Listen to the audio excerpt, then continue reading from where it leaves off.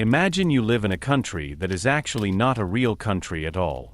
Everywhere there are borders, their own rulers, their own laws, their own coins, their own interests.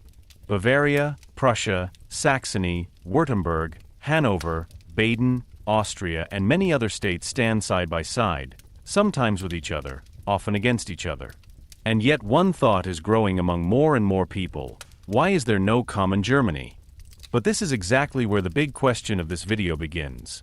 Was the unification of Germany really the dream of a people, or was it above all the work of power politics, war, and skillful diplomacy? Write your opinion in the comments below. Do you think that Germany would ever have been united without Bismarck? Before we dive into this exciting story, feel free to leave a like if you are interested in historical topics. Subscribe to the channel so you don't miss any more videos about power, war, politics, and the great turning points of history. For the unification of Germany was not a peaceful walk towards national unity. It was a long road full of failed hopes, revolutions, diplomatic deceptions, economic interests, and military decisions. It led from the ruins of the old Reich to the Revolution of 1848 to the Hall of Mirrors at Versailles, where a new German Empire was proclaimed in 1871. But this moment was not only a triumph. It was also the beginning of new tensions in Europe. And that is precisely why we must ask, how could a fragmented area become a powerful nation-state, and what price did Europe pay for this unification? Chapter 1: A Fragmented Country. Anyone who spoke of Germany at the beginning of the 19th century did not mean a unified state. Germany was more of an idea, a cultural space, a sound of language, history, memories, and hopes. There were people who felt like Germans. There were poets, thinkers, students, and scholars who dreamed of a common nation, but this Germany did not exist on the political map. Instead, there was a bewildering array of kingdoms, duchies, principalities, free cities, and ecclesiastical or secular domains, all of which had their own interests, laws, and claims to power. Anyone who traveled from one place to another, crossed borders again and again, had to pay customs duties, encountered other coins, other measures, other administrations, and other political orders. From today's perspective, this seems strange, but for the people of that time, this fragmentation was a natural part of their everyday lives for a long time. This political diversity had deep roots. For centuries, the Holy Roman Empire of the German nation had existed, an entity that was neither a modern state nor a mere alliance. It connected many territories under the symbolic authority of an emperor, but this authority was limited. The princes, bishops, imperial cities, and other rulers had great independence. The emperor could not simply rule over all German territories like an absolute monarch. Power was distributed, interests were opposed, decisions had to be negotiated. This empire had a long history, but it didn't have a strong center. It was a complicated web of tradition, law, rank, and balance of power. When Napoleon Bonaparte shook Europe, this old order finally began to falter. In 1806, Emperor Francis II resigned from the crown of the Holy Roman Empire. This marked the end of an imperial history that stretched back many centuries. But the end of the Old Reich did not automatically create a new Germany. On the contrary, the German question now became even more open. What was to become of the German states? Should they remain independent? Should they be under Austrian leadership? Should Prussia take on the decisive role? Or should there ever be a German nation-state that united all or at least many German territories? People lived in a world in which regional affiliation was often more important than national identity. A farmer in Bavaria, a craftsman in Saxony, a merchant in Hamburg, or a civil servant in Prussia could certainly see themselves as part of a German culture, but in everyday life it was their own state that was decisive. You were subject to a king, duke, or prince. One paid taxes to a certain government, possibly served in a certain army, and lived according to the regulations of a certain administration. The idea that all these people should live in a common German state was still unfamiliar to many, tempting for some and threatening for others. The contrast between Prussia and Austria was particularly striking. Both powers stood far above most other states in the German area. Austria had long been associated with the imperial dignity and saw itself as a traditional leading power. However, the Habsburg monarchy was not a purely German state. It included many peoples, languages, and regions, including Hungarians, Czechs, Slovenes, Croats, Italians, and many other groups.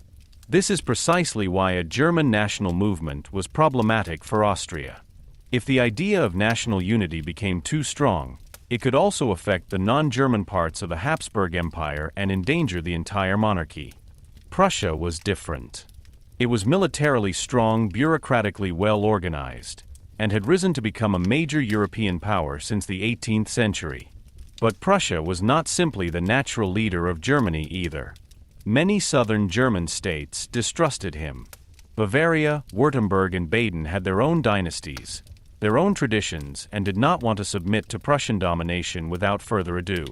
In addition, Prussia was Protestant, while large parts of southern Germany were Catholic. Religion, regional identity, and political interests made any simple solution difficult. But the fragmentation of Germany was not only a political problem. It also had economic consequences. Traders and entrepreneurs suffered from the many customs borders. Goods could not be moved freely through Germany. Every border meant fees, control, and delay. Measures and weights differed from region to region. Coins were not equally valid everywhere. For a modern economy that was dependent on trade, industry, and transport, this fragmentation became increasingly obstructive. Especially with the advent of industrialization, it became clear that a fragmented economic area no longer fit the times.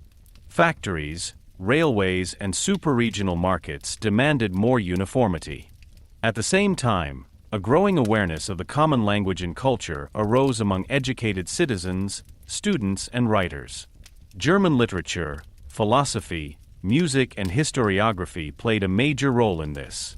Names such as Goethe, Schiller, Fichte, and Arndt shaped ideas of German education, German freedom, and national self-assertion. But this national feeling was not uniform. For some, it meant freedom, the Constitution, and civil rights. For others, it meant above all strength, order, and power. It became apparent early on that the idea of the nation could accommodate very different political wishes. Many princes viewed this development with suspicion. A strong national movement could endanger its own rule. If people no longer thought only as subjects of a sovereign, but as citizens of a German nation, the question automatically arose as to why there should be so many individual states at all. National unity could therefore have a revolutionary effect. It threatened existing dynasties, old privileges, and the political order that had been restored after the fall of Napoleon. That is why Germany was a space full of contradictions at the beginning of the road to unification. There were common cultural elements, but no common state. There was a desire for freedom, but also strong monarchical orders. There were economic interests in unification, but political fear of change. There were Prussia and Austria as powerful rivals, but also many smaller states that wanted to preserve their independence. There were people who dreamed of a German nation, and others who considered such dreams dangerous. It is precisely this tension that makes the history of German unification so significant. It was not simply the fulfillment of a natural destiny.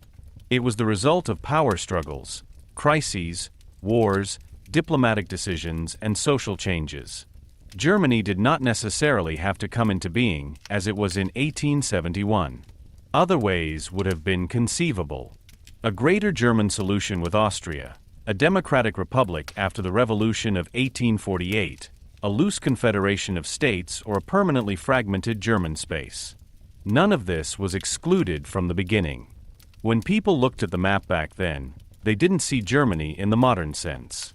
They saw Prussia, Austria, Bavaria, Saxony, Hanover, Württemberg, Baden, Hesse, free cities, and many other political entities. But beneath the surface, something was moving. The old structures seemed increasingly outdated. The memory of Napoleon, the demand for freedom, economic modernization, and the rivalry between the great powers unleashed forces that could not be suppressed permanently. Out of the fragmentation arose a question that was to shape the whole century. Who should lead Germany, and on what basis should this Germany emerge? This question was the real beginning of German unification. It is not Versailles, not Bismarck, not the wars against Denmark, Austria, and France that are at the beginning, but the deep unrest of a country that was not yet one. A space full of boundaries, but also full of connections.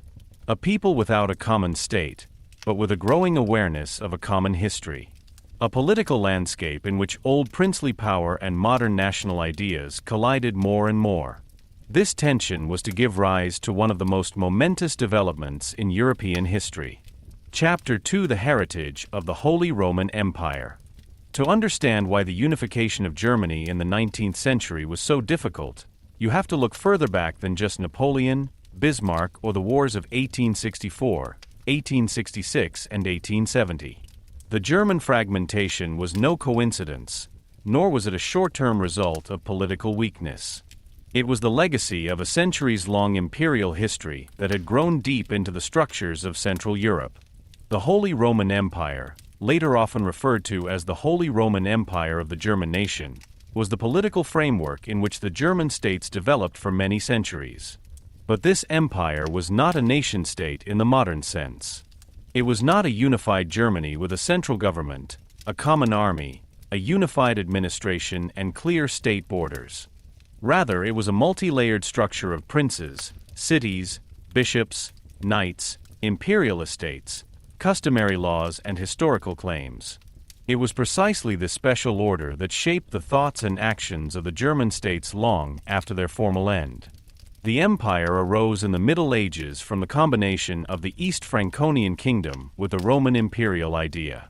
The emperor was not only regarded as the ruler of a particular country, but as the bearer of a universal dignity. This idea was great and venerable, but often difficult to implement politically.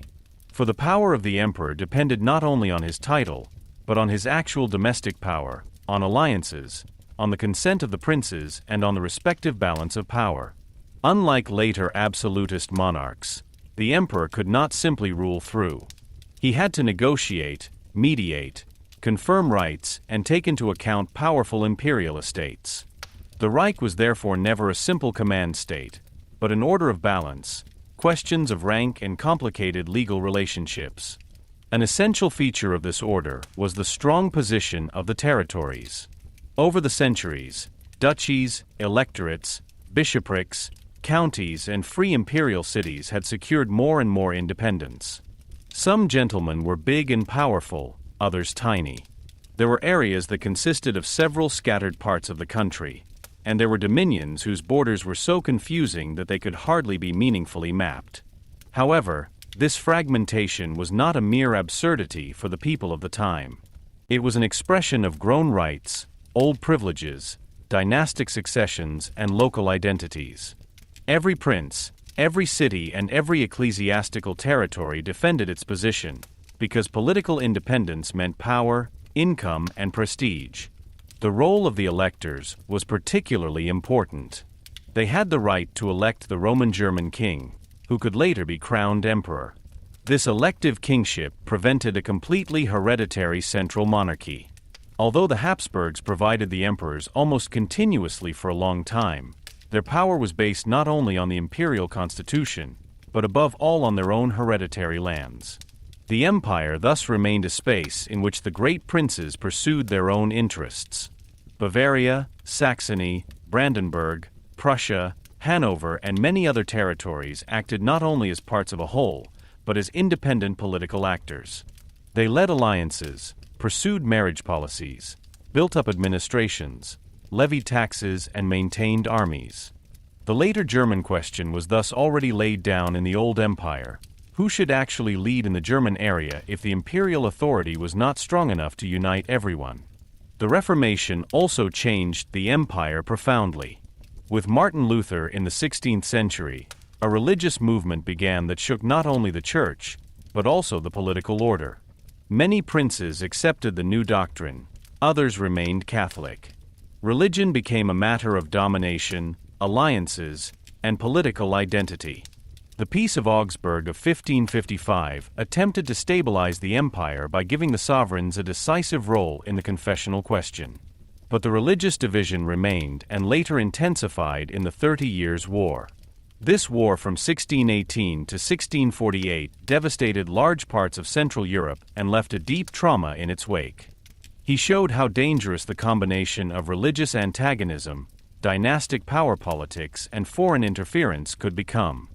The Peace of Westphalia of 1648 confirmed the independence of the imperial estates to a considerable extent. The empire continued to exist, but its internal structure remained decentralized. For many German princes, this meant security against too strong a central power. However, it was a heavy burden for the later idea of a unified German state. While a strong royal power emerged in France and England developed its own forms of parliamentary statehood, the German region remained politically fragmented. This did not mean that the empire was completely functionless. It had courts, Reichstag, legal norms, and procedures for resolving conflicts. But it was slow, complicated, and designed to balance. For a time in which modern states increasingly relied on administration, military, and central financial power, this order seemed increasingly immobile. In the 18th century, the contrast between Austria and Prussia was particularly apparent. Austria under the Habsburgs was the traditional imperial power, but Prussia rose to become a military and administrative power of the first rank under Frederick William I and Frederick II. The Silesian Wars showed that Prussia was ready to openly challenge the Habsburg position. With the rise of Prussia, a double power structure arose in the German area. Austria led the empire in rank, but Prussia became a dangerous rival. This tension was later to become decisive for German unification. For as long as both powers laid claim to leadership, it remained unclear whether Germany was to come into being under Austrian or Prussian domination. At the same time, the people in the empire lived with a variety of local orders. For a merchant, customs borders and different dimensions could make trade more difficult. For a student, universities in different territories could open up their own spiritual worlds. For a farmer, the respective sovereign was most important, not an abstract Germany. And yet a cultural awareness gradually emerged that reached beyond borders. The German language, literature, Protestant and Catholic educational traditions, universities, printed matter, and scholarly networks connected people across territorial borders. So there was a cultural commonality, but it did not automatically lead to political unity. When Napoleon shook the old order at the beginning of the 19th century, the empire did not suddenly collapse out of nowhere. It was already weakened by internal contradictions, by the rivalry of powers, by a backlog of reforms, and by the pressure of the French Revolution and the Napoleonic Wars.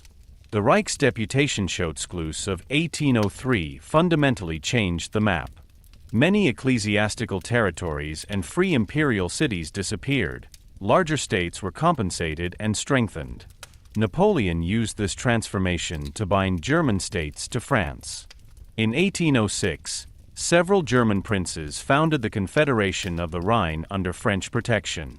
For Emperor Franz II, it was clear that the old imperial order could no longer be maintained. On August 6, 1806, he resigned the imperial crown. The Holy Roman Empire ceased to exist.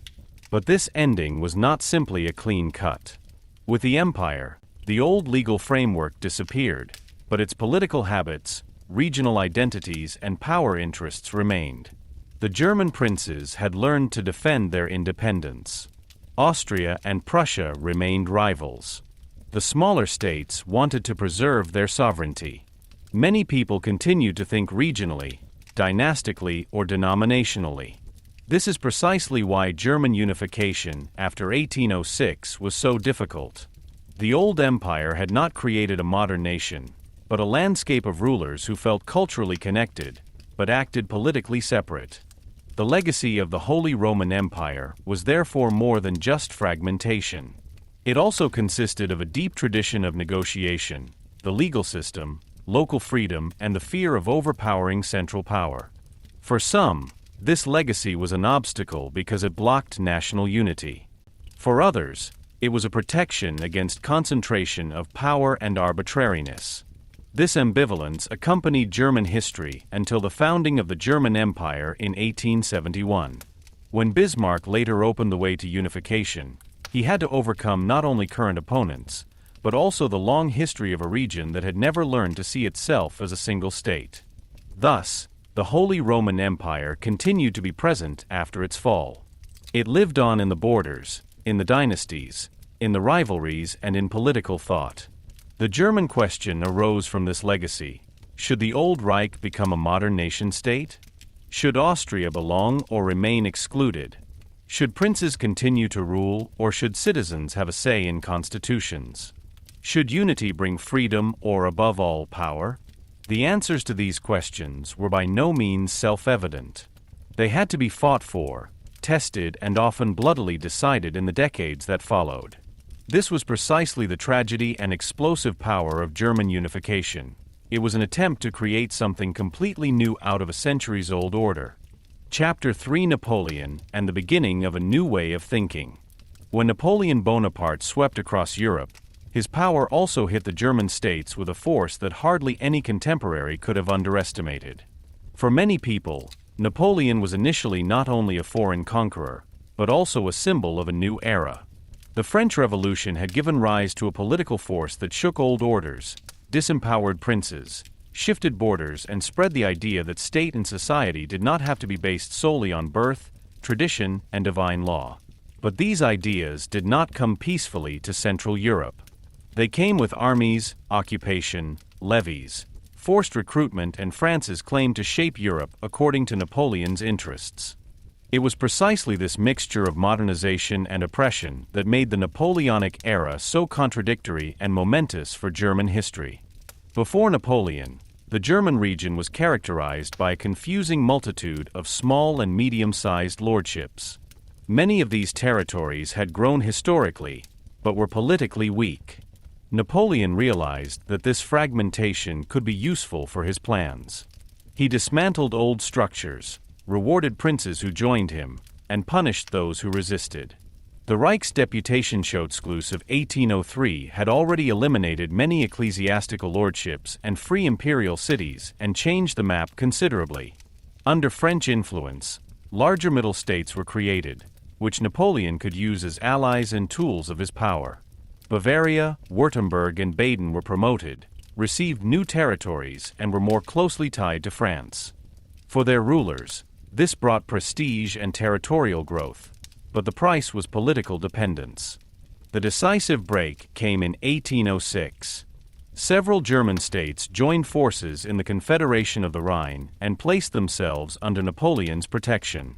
This practically destroyed the old imperial order.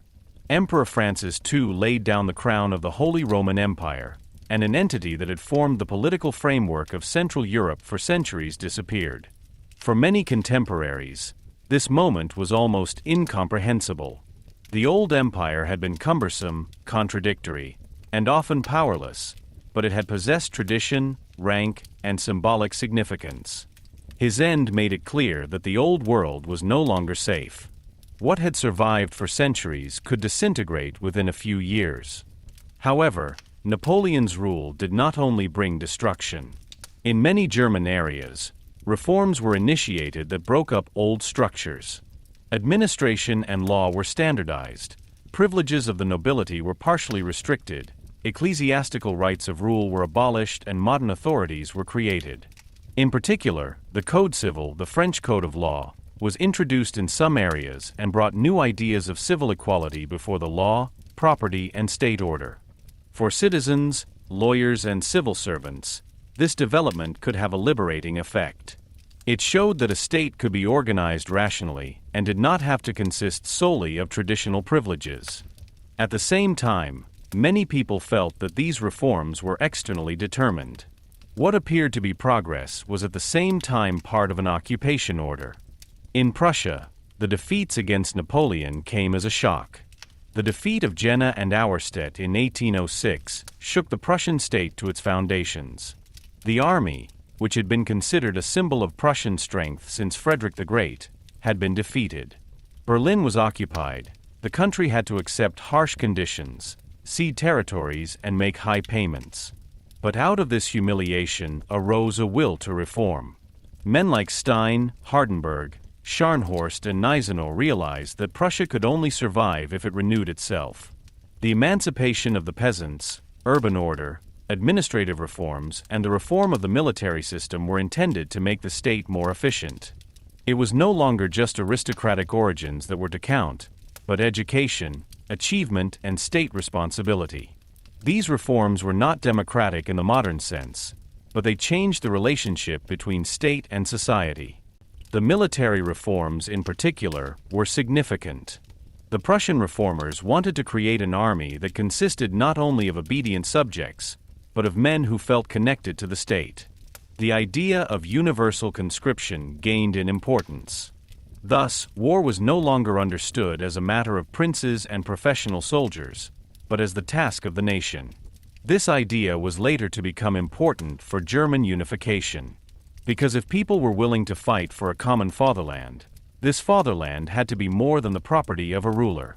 It became an emotional and political idea. Under French rule, resistance grew at the same time. Initially, some German intellectuals had viewed the French Revolution with hope. They saw in it the promise of freedom, reason, and human rights. But Napoleon's power politics changed this perception. In the eyes of many, the liberator from old constraints became an oppressor. The Continental blockade put a strain on trade and the economy. Young men were drafted into Napoleon's wars and died on distant battlefields, especially in the disastrous Russian campaign of 1812. The population suffered from quartering, taxes, and the constant presence of foreign power. This grew a feeling that went beyond regional borders, the rejection of French domination. In this atmosphere, a new German national consciousness emerged. It was not yet uniform and often strongly influenced by educational classes, but it gained strength. Johann Gottlieb Fichte gave his speeches to the German nation in Berlin, while the city was under French influence. He spoke of education, language, and moral renewal. Ernst Moritz Arndt and other writers linked the fight against Napoleon with the idea of a German fatherland. Poets, professors, and students took up terms such as freedom, people, and nation, and filled them with emotional meaning. This national movement was not free of exaggeration, enemy images, and romantic glorification. But it gave many people a language for what they experienced: foreign rule, humiliation, and the desire for self-assertion. The wars of liberation from 1813 to 1815 therefore became a decisive moment. After Napoleon's failed Russian campaign, Prussia and later other powers rose up against France. The struggle was not only waged as a dynastic war, but increasingly presented as a struggle for liberation. Volunteers signed up, students joined the Free Corps, and propaganda spoke of a national uprising. The Battle of Leipzig in October 1813 became a symbol of joint resistance against Napoleon. It should not be forgotten that the reality was more complicated. Not all Germans fought against Napoleon. Rhine Confederation states had long stood by his side. Many people were exhausted, cautious, or simply busy surviving. Nevertheless, the impression remained in the collective memory that the Germans had stood up together against a foreign power. After Napoleon's final defeat at Waterloo in 1815, Europe was faced with the question of how to restore order. For many German patriots, it was clear that the fight against Napoleon must now lead to German unity. Those who had fought together, they believed, must also act together politically. But the princes of Europe thought otherwise. They wanted stability, not national experiments. They feared revolutions, popular movements, and any order that could endanger their power. At the Congress of Vienna, therefore, it was not a German nation-state that was created, but the German Confederation. It loosely linked the German states with each other, but left them largely independent. Austria held the presidency, Prussia remained a second great power, and the smaller states retained their sovereignty. It is precisely here that the deep impact of the Napoleonic era becomes apparent. Napoleon had destroyed the old order, but had not created German unity. It had triggered reforms, but also brought oppression. He had modernized the German states and at the same time revealed their dependence. He had awakened resistance through his rule and thus created a stronger national feeling. But when he was defeated, the old forces did not simply return to an unchanged past. The memory of foreign rule, reform, and liberation remained alive.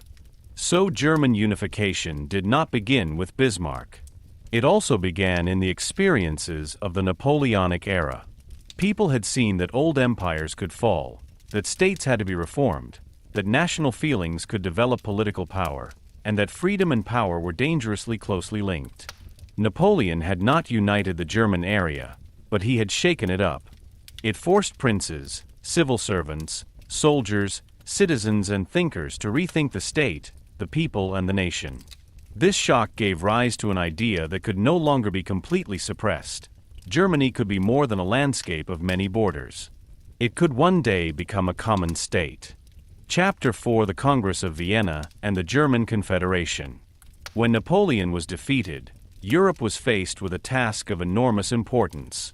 After more than 2 decades of revolution, war, occupation, border shifts, and political upheaval, a new order had to be created. The princes, diplomats, and statesmen of Europe did not simply want to redraw maps. They wanted to prevent the disasters of recent years from happening again. For them, Napoleon had not only been a military adversary, but the symbol of a dangerous time in which revolution and national enthusiasm had shaken entire states. That is why the Congress of Vienna in 1814 and 1815 was not only about Germany, but about the stability of the entire continent. But it was precisely the German question that became one of the most difficult problems of this reorganization.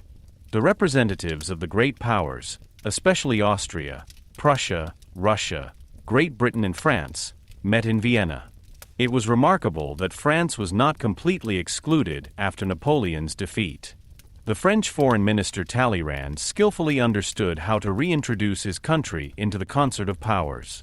The real leading figure of the Congress, however, was the Austrian Chancellor Clemens von Metternich. He embodied the goal of restoration like no other. Metternich wanted to protect the monarchical order, prevent revolutions, and shape the political map of Europe in such a way that no power became too strong. His thinking was shaped by the fear of restlessness. For him, national movements and liberal demands were not harmless desires for co-determination, but possible harbingers of chaos, war, and upheaval.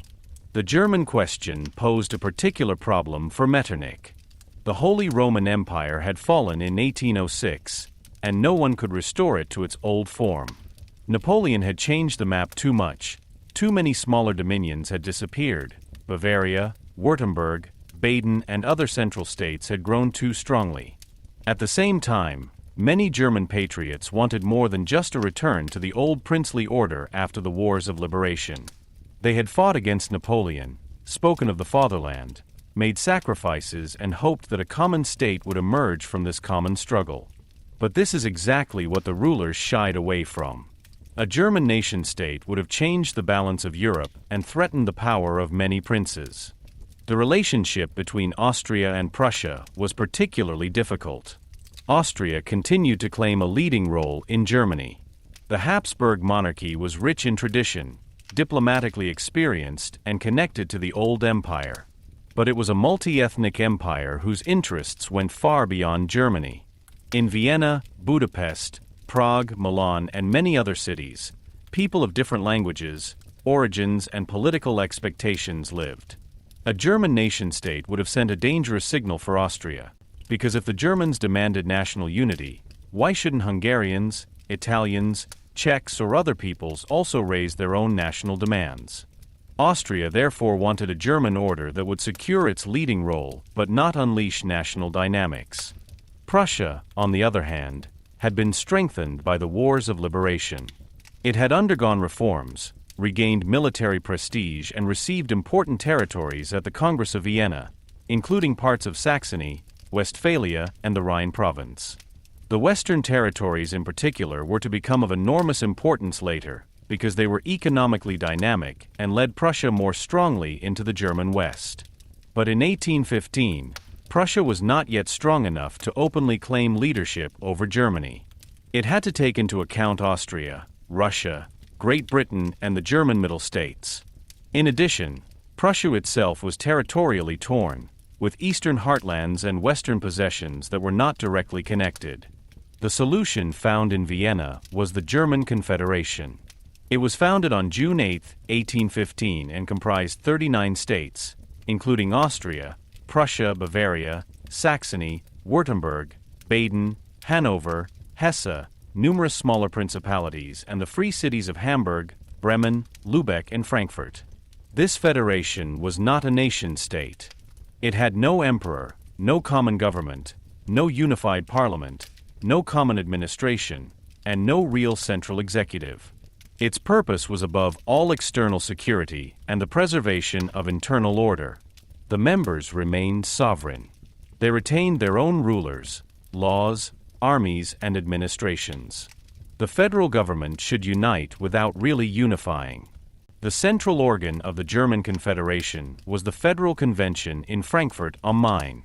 There were envoys from the member states, not freely elected representatives of the people. Austria chaired the meeting. Decisions often had to be made with great consideration for the interests of the individual states. As a result, the Confederation was cumbersome and politically limited. He was able to maintain stability, but hardly push ahead with reforms. For the princes, this was precisely an advantage. The federal government was not to become the nucleus of a democratic nation-state, but an instrument for controlling and safeguarding the existing order. For many people who had developed national hopes in the wars of liberation, this solution was disappointing. They had dreamed of unity, freedom, and a constitution. Instead, a League of Princes was created. Although the Federal Act contained the prospect that constitutions of the estates were to be introduced in the member states, this formulation remained vague and was implemented in very different ways. Some states were given constitutions and parliaments with limited rights. Others remained more absolutist. The political participation of citizens remained weak overall. Anyone who had expected a national representation of the people had to recognize that the rulers of Europe had other priorities. The German Confederation should not only be regarded as a complete failure. It brought a certain order to the German area and initially prevented open power struggles between the member states. After years of war, stability also meant relief for many people. Towns and villages were able to recover, trade and agriculture had to be rebuilt, families hoped for peace. The memory of war, quartering, hunger, and insecurity was still fresh. Many people did not want political experiments immediately, but peace. The German Confederation fulfilled precisely this need for external security and inner reassurance. But beneath the surface, the tension remained. The federal government did not create a convincing answer to the question of what Germany should be. Was Germany just a loose association of sovereign states? Was it a cultural nation without a political state? Was it a future nation-state that was just waiting for the right moment? Or was it a field of power in which Austria and Prussia would fight for supremacy at some point? None of these questions have been definitively answered. The German Confederation postponed the decision into the future. Metternich's policy was aimed at curbing national and liberal movements. He particularly feared universities, student fraternities, freedom of the press, and political associations. In his eyes, ideas could be more dangerous than armies because they could shift people's loyalty. Anyone who spoke of the nation questioned the rule of the dynasties. Anyone who spoke of freedom demanded constitutions, rights, and control of state power. Anyone who spoke of popular sovereignty attacked the basis of monarchical legitimacy. For this reason, the German Confederation soon became not only a security alliance externally, but also an instrument of repression internally. At the same time, the company continued to develop. The population grew, economic changes accelerated, new educated classes emerged, newspapers and books spread political ideas, and the memory of the wars of liberation remained alive. Especially among students and professors, there was great disappointment with the Viennese order. They no longer saw the fragmentation of Germany as a natural order, but as an obstacle to freedom, dignity, and national self-determination. This began a development that was to become stronger and stronger in the Vormars. The Congress of Vienna brought peace to Europe, at least for a long time. For the time being, he prevented a new hegemony like Napoleon's and established a balance between the great powers. But in Germany, he created an order that wanted to preserve more than it wanted to shape. The German Confederation was a compromise between the interests of the princes, the caution of the great powers, and the fear of national movement. It was stable enough to last for decades, but too weak to really solve the German question. This was precisely where its historical significance lay. The German Confederation held the German states together without uniting them. He gave the German space a form, but not a national center. He pacified the princes, disappointed the patriots, and left the rivalry between Austria and Prussia untouched. Thus, the Order of 1815 became a seemingly solid building with cracks in the foundation. The hopes of the population, the economic changes, and the power interests of the large states continued to have an effect. What was intended as stability in Vienna became a political tension over time that could not be controlled in the long term. This did not prevent German unification, but only postponed it.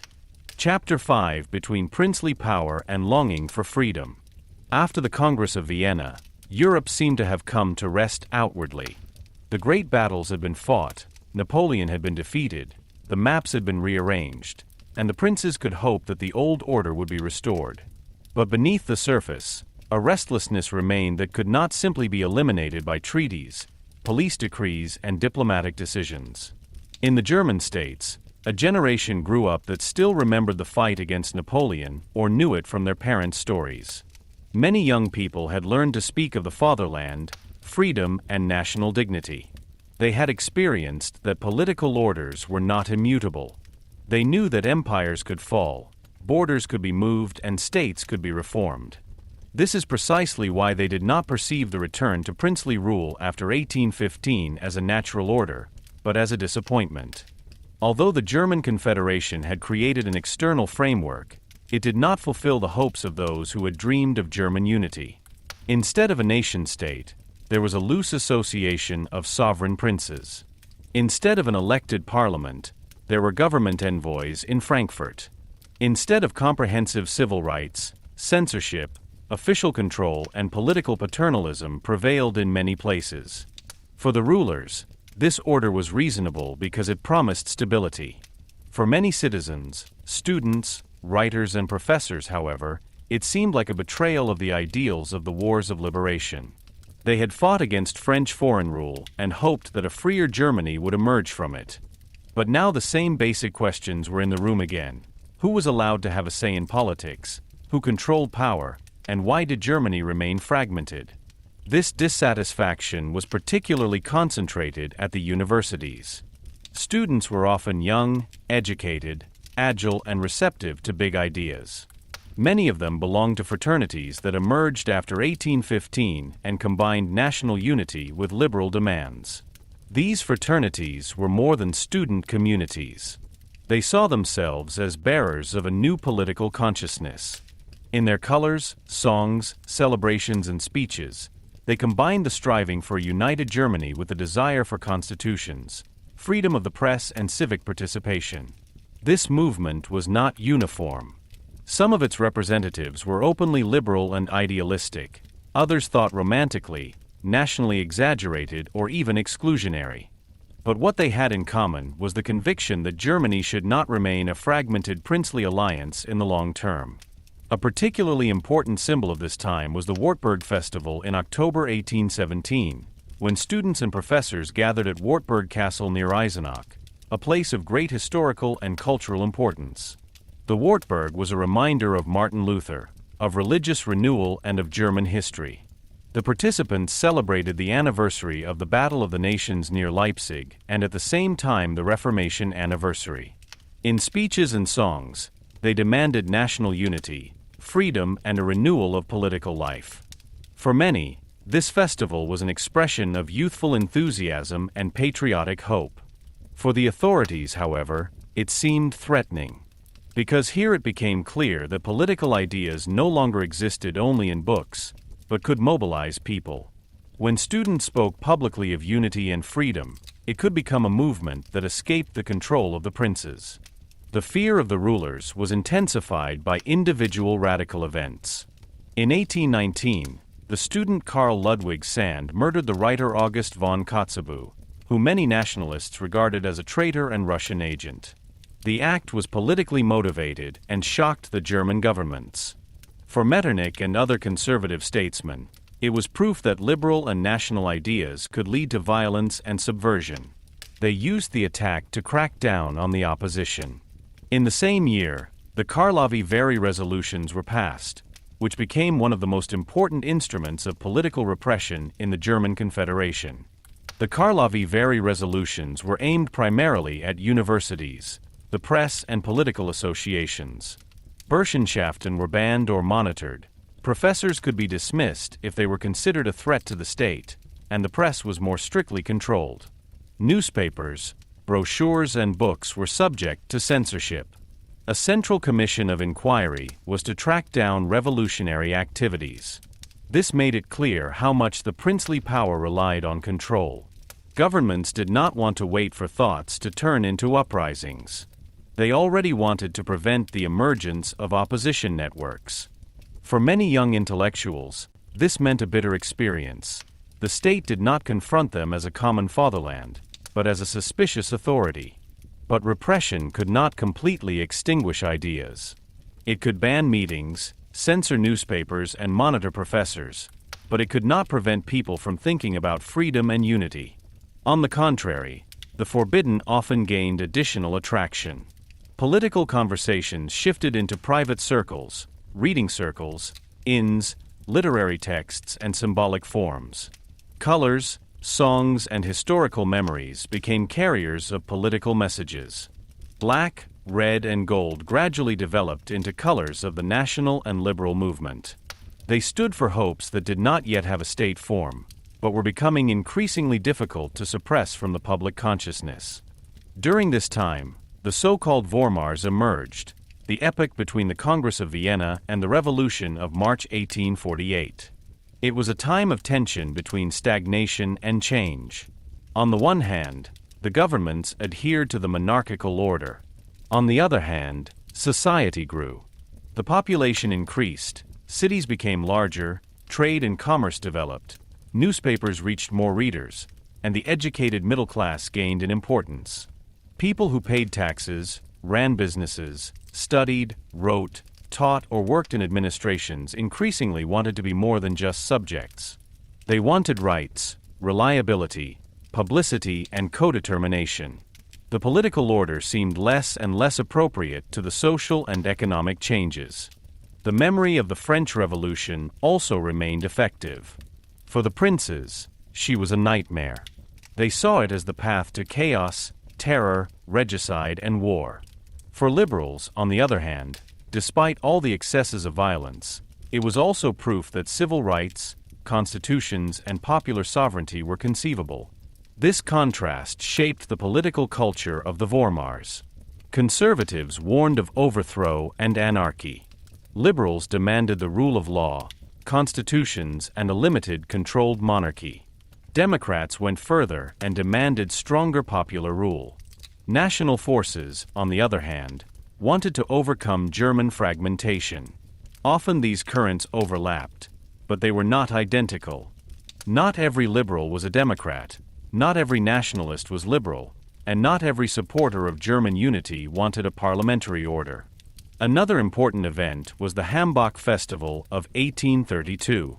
Tens of thousands of people gathered at Hambach Castle in the Palatinate, including citizens, students, craftsmen, women, and political activists.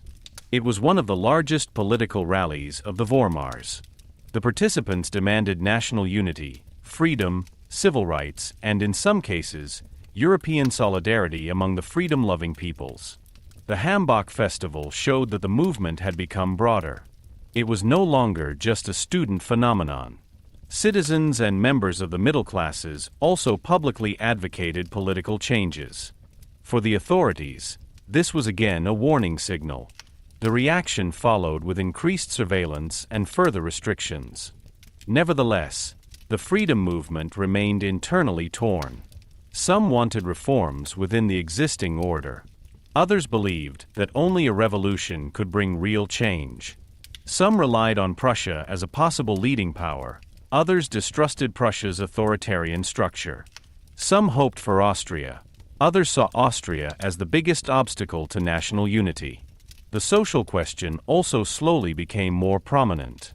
Craftsmen, workers, and poorer sections of the population suffered from economic uncertainty, rising prices, and the consequences of incipient industrialization.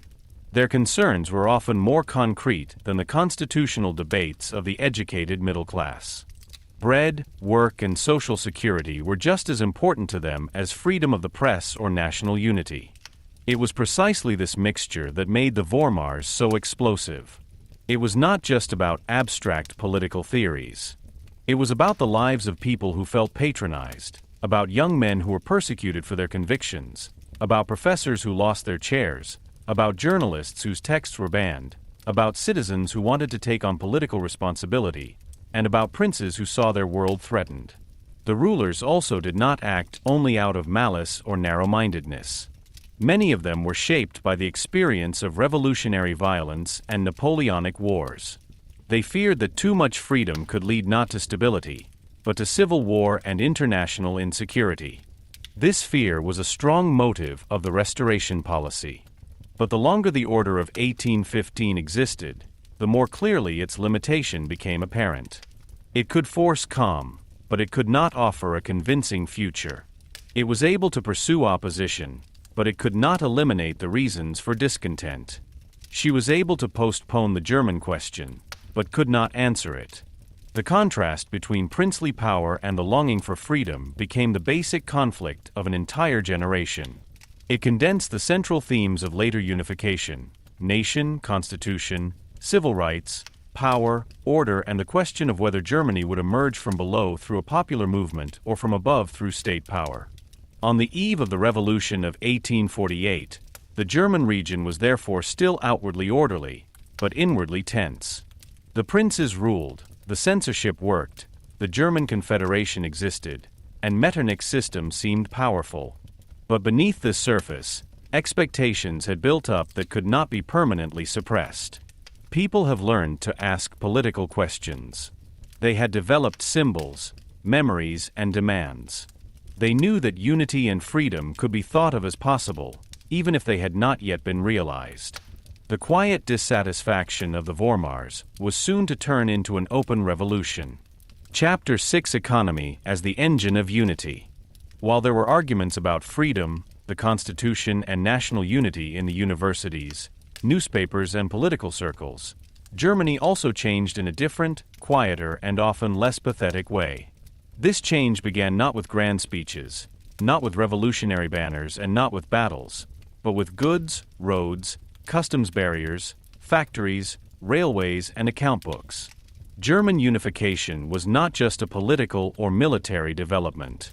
It also had an economic history that was decisive for its later success. Long before the German Empire was proclaimed in the Hall of Mirrors in Versailles in 1871, a German sense of belonging grew in the everyday lives of traders, entrepreneurs, workers, civil servants, and consumers, which arose out of practical needs. Anyone who wanted to trade, transport raw materials, sell machines, or open up new markets did not feel the fragmentation of Germany as a romantic relic, but as a concrete obstacle. At the beginning of the 19th century, the German area was crisscrossed by numerous customs borders. Anyone who wanted to bring goods from one state to another had to pay fees, endure controls, and deal with different regulations. For a merchant, a journey of a few hundred kilometers could become a chain of bureaucratic interruptions. Taxes were levied at one border, other measures applied at the next, and other coins had to be converted in another city. What was a sign of their sovereignty for princes increasingly seemed like a burden for trade and industry. The political small-scale statehood thus had a price, which was reflected in higher costs, slower traffic, and inhibited economic development. These problems became more and more evident with the onset of industrialization. As long as the economy was mainly local, many people were able to live with regional markets. But in the 19th century, new needs emerged. Factories needed raw materials, coal, iron, machinery, and labor. Produced goods should not only be sold in the next town, but in larger rooms. Roads, rivers, and later railways connected distant regions more closely with each other. Economic development demanded larger markets, reliable rules, and more uniform conditions. A patchwork of tariffs, currencies, and special rights became less and less suitable at a time when speed, planning, and capital were becoming more important. Prussia in particular recognized early on that economic unification could have political significance. After the Napoleonic Wars, Prussia consisted of widely separated territories. In addition to the old heartlands in the east, it now also had western provinces on the Rhine and in Westphalia. These areas were economically dynamic, but geographically separated from the eastern parts of the country. It was therefore a practical problem for Prussia to facilitate trade between its parts of the country. In 1818, Prussia created its own customs law, which eliminated internal customs duties within Prussia and introduced a more uniform customs system at the external borders. This was initially a Prussian reform, but its effect reached far beyond that. In the following years, Prussia began to include other German states in customs agreements. Small and medium-sized states were faced with a difficult decision. On the one hand, they wanted to preserve their sovereignty and not make themselves too dependent on Prussia. On the other hand, they could benefit economically if they were given access to a larger market. For traders and entrepreneurs, a single customs area was extremely attractive. For governments, it meant predictable revenues and stronger economic dynamism. Thus, step by step, a development emerged that found decisive expression in 1834 in the German Customs Union. The German Customs Union was one of the most important milestones on the way to the unification of Germany. It created a common economic area for many German states, in which internal tariffs were largely abolished. Goods could be transported more easily, trade became easier, markets became larger. It was remarkable that Austria did not become part of this customs union. This had enormous political consequences. While Austria continued to hold the presidency of the German Confederation and claimed a traditional diplomatic leadership role, Prussia gained economic influence through the Zollverein. Many German states tied themselves more closely to Prussia economically, without this immediately appearing to be a political submission. But in the long term, the balance of power shifted. The economy became a quiet form of power politics. The Zollverein showed that unity could grow even without a constitution, parliament, and nation-state. While the national movement was monitored and suppressed by the princes, economic cooperation was more difficult to fight because it brought practical advantages. A businessman often asked less about greater German ideals than about lower costs. A factory owner was interested in sales markets. A state wanted secure revenues. But when these interests interacted, a real connection between German territories emerged. People are getting used to thinking beyond the borders of their individual states. A common market made the idea of a common political space more plausible. The railway also played a prominent role in this. It was much more than a technical means of transport. It changed the sense of time, perception of space, trade, the military, and politics.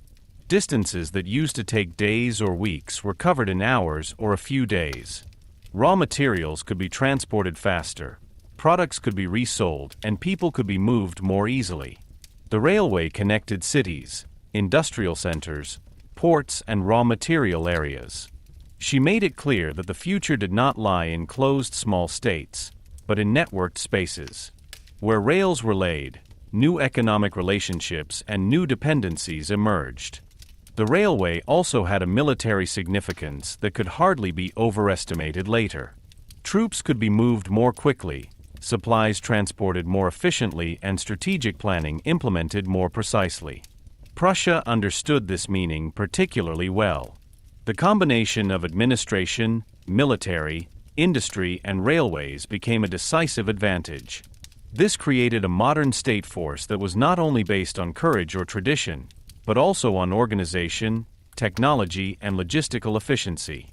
The later wars of unification would hardly have been possible in the same way without these economic and infrastructural foundations. At the same time, economic development changed society. New factories were built, especially in regions such as the Rhineland, Westphalia, Saxony, and Silesia. Cities grew, workers moved from the countryside to industrial centers, entrepreneurial families gained influence, banks and capital markets became more important. The bourgeoisie became more self-confident because it was doing more and more economically and yet often felt politically patronized. Those who ran companies, created jobs and paid taxes did not want to remain permanently without a political voice. This combined economic advancement with liberal demands for the rule of law, constitution, and co-determination. But this development also brought social tensions. Industrialization created prosperity, but not equally for everyone. Many workers lived under harsh conditions. Long working hours, low wages, insecure employment, poor housing, and a lack of social security shaped the everyday lives of many people. Craftsmen came under pressure from industrial production. Farmers suffered from population growth and economic uncertainty. The social question became an increasingly pressing problem. National unity promised a better future to some, but it did not automatically resolve the conflicts between rich and poor, capital and labor, tradition and modernity. This is precisely why it is important not to idealize economic unification. The Zollverein and industrialization were not romantic projects of national brotherhood. They arose out of interests, power calculations, and practical necessity. Prussia also used the economic union to strengthen its position vis-à-vis Austria. Many smaller states joined not out of national enthusiasm, but because they saw economic advantages. Entrepreneurs often supported unity because they wanted stable markets and reliable rules. Nevertheless, this sober policy of interests had a national effect. It made Germany more tangible in everyday life. People saw that goods flowed across old borders, that railways connected regions, that newspapers and trade information circulated faster, that economic decisions in one state had consequences for other states. The idea that Germany could remain politically separate and yet grow ever closer together economically became contradictory in the long run. The common market did not necessarily prepare the common state, but it facilitated it. He created habits, interests, and structures on which later politics could be built. Austria's exclusion from the Zollverein was one of the decisive harbingers of the later Little German solution. As long as Austria remained economically outside the customs area dominated by Prussia, a German economic area developed that was no longer naturally shaped by Vienna. This was not an open declaration of war, but a shift in power politics of great significance. Prussia did not have to immediately challenge Austria militarily in order to gain influence. It was able to bind German states to itself through trade, infrastructure, and common economic advantages. This quiet expansion was less spectacular than Schlachten, but extremely effective in the long run. On the eve of the Revolution of 1848, Germany was still politically fragmented, but economically it was already more closely connected than ever before. The princes ruled their states, the German Confederation remained in place, Austria formally held the presidency, and national demands continued to be monitored. But beneath this political surface, a new space had emerged.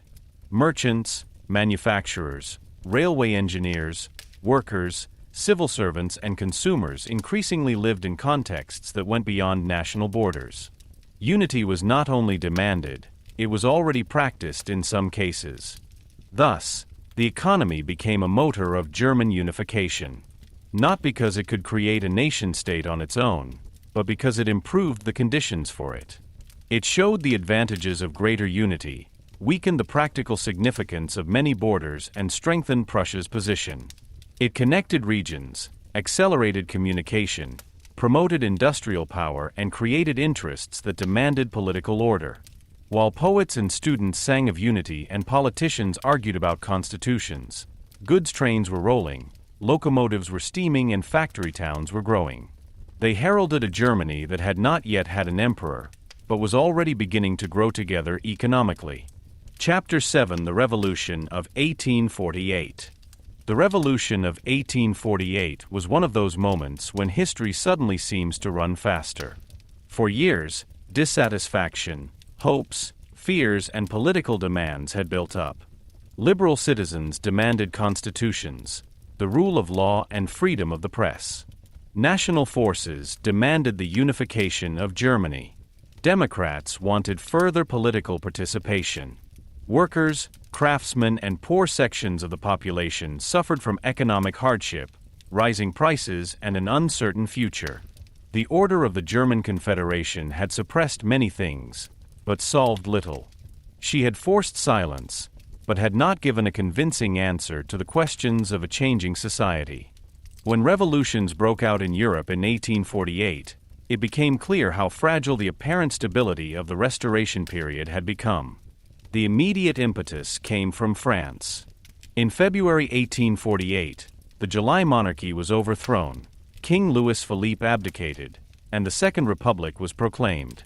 This news spread quickly throughout Europe. For the opponents of the old order, it was a signal: if a king could fall in Paris, then changes were also possible in Vienna, Berlin, Munich, or Frankfurt. In many German states, there were meetings, demonstrations, and petitions. The people demanded freedom of the press, jury courts, arming the people, constitutions, and an all-German parliament. What had previously often been formulated in student circles, liberal salons, or secret debates now openly took to the streets. The governments initially reacted with surprise and uncertainty. Many princes made concessions because they feared an escalation. In Vienna, Metternich, who had been considered a symbol of the conservative order for decades, had to resign and flee in March 1848. His fall had the effect of a political earthquake. When even the architect of the Restoration was no longer sure, many things seemed possible. In Berlin, there were heavy barricade battles between citizens and the military in March. King Frederick William IV felt compelled to pay tribute to the fallen and accept national symbols. For many contemporaries, this was a moment of tremendous hope. The power of the princes seemed to be waning, and the dream of freedom and unity was within reach. But the Revolution of 1848 was marked by internal tensions from the very beginning. It united very different groups whose goals did not always fit together. Liberal citizens usually wanted a constitutional monarchy, i.e., an order in which the prince remained but was limited by a constitution and a parliament. Democrats demanded stronger popular sovereignty, in some cases even republican structures. National forces wanted a unified German state, but disagreed as to whether it should come into being with or without Austria. Workers and poorer strata often associated the revolution with hopes for social improvements, work, bread, and protection from hardship. These different expectations gave the movement breadth, but also made it vulnerable. The most important political expression of the German Revolution was the Frankfurt National Assembly. It convened on May 18, 1848 in St. Paul's Church and was the first freely elected all-German parliament. This moment alone had enormous symbolic power. For the first time, members of parliament from the German states publicly discussed a common constitution and the political future of Germany. Among them were many professors, lawyers, civil servants, writers, and educated citizens. Later on, therefore, people often spoke mockingly of a professor's parliament. But this term does not go far enough. The deputies had education, legal thinking, and political passion. What they lacked was not spirit, but power. The National Assembly was faced with enormous tasks. It had to formulate fundamental rights, clarify the form of the future state, determine the relationship between the monarchy and parliament, and above all, solve the German question. Should a future Germany include Austria? That was the so-called Greater German solution. It corresponded to the historical idea that Austria belonged to the German world. But Austria was a multi-ethnic empire. Simply admitting its non-German territories into a German nation-state would have blown up the Habsburg monarchy or forced other peoples under German domination. The alternative was the small German solution without Austria, but under the leadership of Prussia. This solution was more politically realistic, but painful for many because it excluded Austria from Germany and put Prussia in a dominant position. The debates in Frankfurt were serious, detailed, and often passionate. The deputies wrestled over fundamental rights, freedom of the press, freedom of religion, equality before the law, and parliamentary responsibility. They didn't just want to draw new borders, they wanted to create a constitutional state. But while they were debating, the real power remained with the old governments and their armies. The National Assembly did not have its own assertive executive. It could pass laws and formulate appeals, but it had no reliable means of power to enforce its decisions against the princes. This weakness was to become the decisive problem. An early warning sign was the conflict over Schleswig and Holstein. National, dynastic, and international interests overlapped there. The duchies had complicated connections with the Danish crown, but had German and Danish populations as well as different legal statuses. German nationalists saw Schleswig and Holstein as a national question. When the war against Denmark broke out, the National Assembly initially supported the German cause. But Prussia concluded an armistice with Denmark in August 1848 under international pressure, without really paying attention to the Frankfurt deputies. The parliament protested, but ultimately had to recognize that it was dependent on Prussia's military power. This moment brutally showed that national enthusiasm could do little without state violence. The revolution also gradually lost its unity on the streets. The bourgeois liberals increasingly feared radical Democrats and social unrest. Many propertied citizens had initially supported the revolution because they wanted constitutions and rights. But when workers' protests, Republican uprisings, or demands for profound social change emerged, they moved closer to the powers of order again. The princes and conservative forces recovered. Armies were reorganized, administration stabilized, and the initial paralysis of the monarchies subsided. The revolution had shaken the old state, but not destroyed it. In Austria, the counter-revolution increasingly gained the upper hand. The imperial troops crushed uprisings, and the Habsburg monarchy began to restore its authority. In Prussia, Frederick William IV was at times open to national gestures, but remained essentially a monarch by the grace of God. He did not want to accept a crown that emerged from the will of a parliament if it questioned his royal legitimacy. This attitude became decisive in 1849. After long deliberations, the Frankfurt National Assembly passed an imperial constitution and offered Frederick William IV the German imperial crown. It was the great attempt to combine unity and freedom.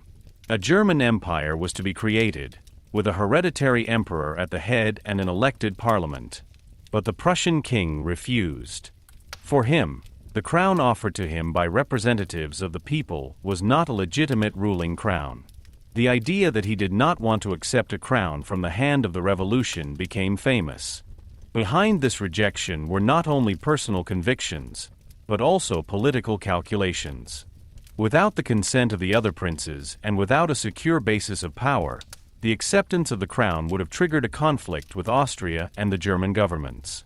With this rejection, the dream of the Frankfurt National Assembly collapsed. Although Democrats and loyalists to the Constitution still tried to enforce the imperial constitution, uprisings in Saxony, Baden, and the Palatinate were put down militarily. Many revolutionaries were arrested, fled into exile, or withdrew in resignation. St. Paul's Church, which had embodied such great hopes, lost its political significance. The princes had survived. Unity from below had failed. But the failure of 1848 did not mean that the revolution was meaningless. On the contrary, it left deep marks. Fundamental rights, debates about the Constitution and the nation, the experience of an all-German parliament, and the political mobilization of broad sections of the population did not simply disappear. Many ideas of 1848 lived on, even if they were initially suppressed. People had experienced that national unity could be publicly discussed and thought of institutionally. They had seen that Germany could be more than a league of princes. At the same time, they had learned that ideals can fail without the means of power. For the later unification in 1848, a lesson was therefore of enormous importance. The revolution showed that the German question could not be solved by speeches alone. It also showed that the combination of national unity and liberal freedom was difficult because the old powers were willing to defend their rule. When Bismarck pushed ahead with unification years later, he did not do so in the spirit of St. Paul's Church, but with the means of state power, diplomacy, and the military. But it was precisely because 1848 had failed that this later path became possible. Many citizens, disappointed by the revolution, were later prepared to accept national unity even if it did not bring the freedom they had hoped for. The revolution of 1848 was thus a turning point full of tragedy. It was the great moment of hope, but also the moment when the limits of idealistic politics became visible. It did not bring about German unity, but it made it an inevitable question. It failed because of the princes, internal disunity, lack of military power, and the European situation. But it permanently changed political consciousness. After 1848, no one could pretend that the German nation was just a dream of a few students and poets. It had become a real political force, even if it had not yet found its state. Chapter 8: Prussia and Austria as rivals. After the failure of the Revolution of 1848, the German question remained unresolved, but it was no longer the same as before. St. Paul's Church had shown that many people could imagine a united Germany. It had also shown that such unity would not come about through debates, draft constitutions, and national enthusiasm alone. The old powers remained firm. The princes had maintained their thrones, the armies had remained loyal, and the German Confederation continued to exist. But under the surface, something had shifted. The question was now increasingly clear: if unification could not succeed through a popular movement, what power would it enforce? This moved the antagonism between Prussia and Austria to the center of German history. Austria had a long tradition in Germany. The Habsburgs had provided the emperors of the Holy Roman Empire for centuries and saw themselves as the natural leading power of Central Europe. Vienna was a center of old diplomacy, courtly culture, and dynastic politics. The Austrian emperor was at the head of a huge multi-ethnic empire that extended far beyond the German territories. But this was precisely the basic problem. Austria was not simply a German state. Germans, Hungarians, Czechs, Slovaks, Croats, Slovenes, Italians, Poles, Ruthenians, Romanians, and other population groups lived in a Habsburg monarchy. This Reich could not simply enter into a German nation-state without endangering its own internal order. For Austria, the German question was therefore particularly sensitive. On the one hand, Vienna wanted to retain its leading role in the German Confederation. On the other hand, it had to prevent the national idea from becoming too strong. If the Germans demanded a nation-state, other peoples of the monarchy could also make similar demands. The Revolution of 1848 had made this danger clear.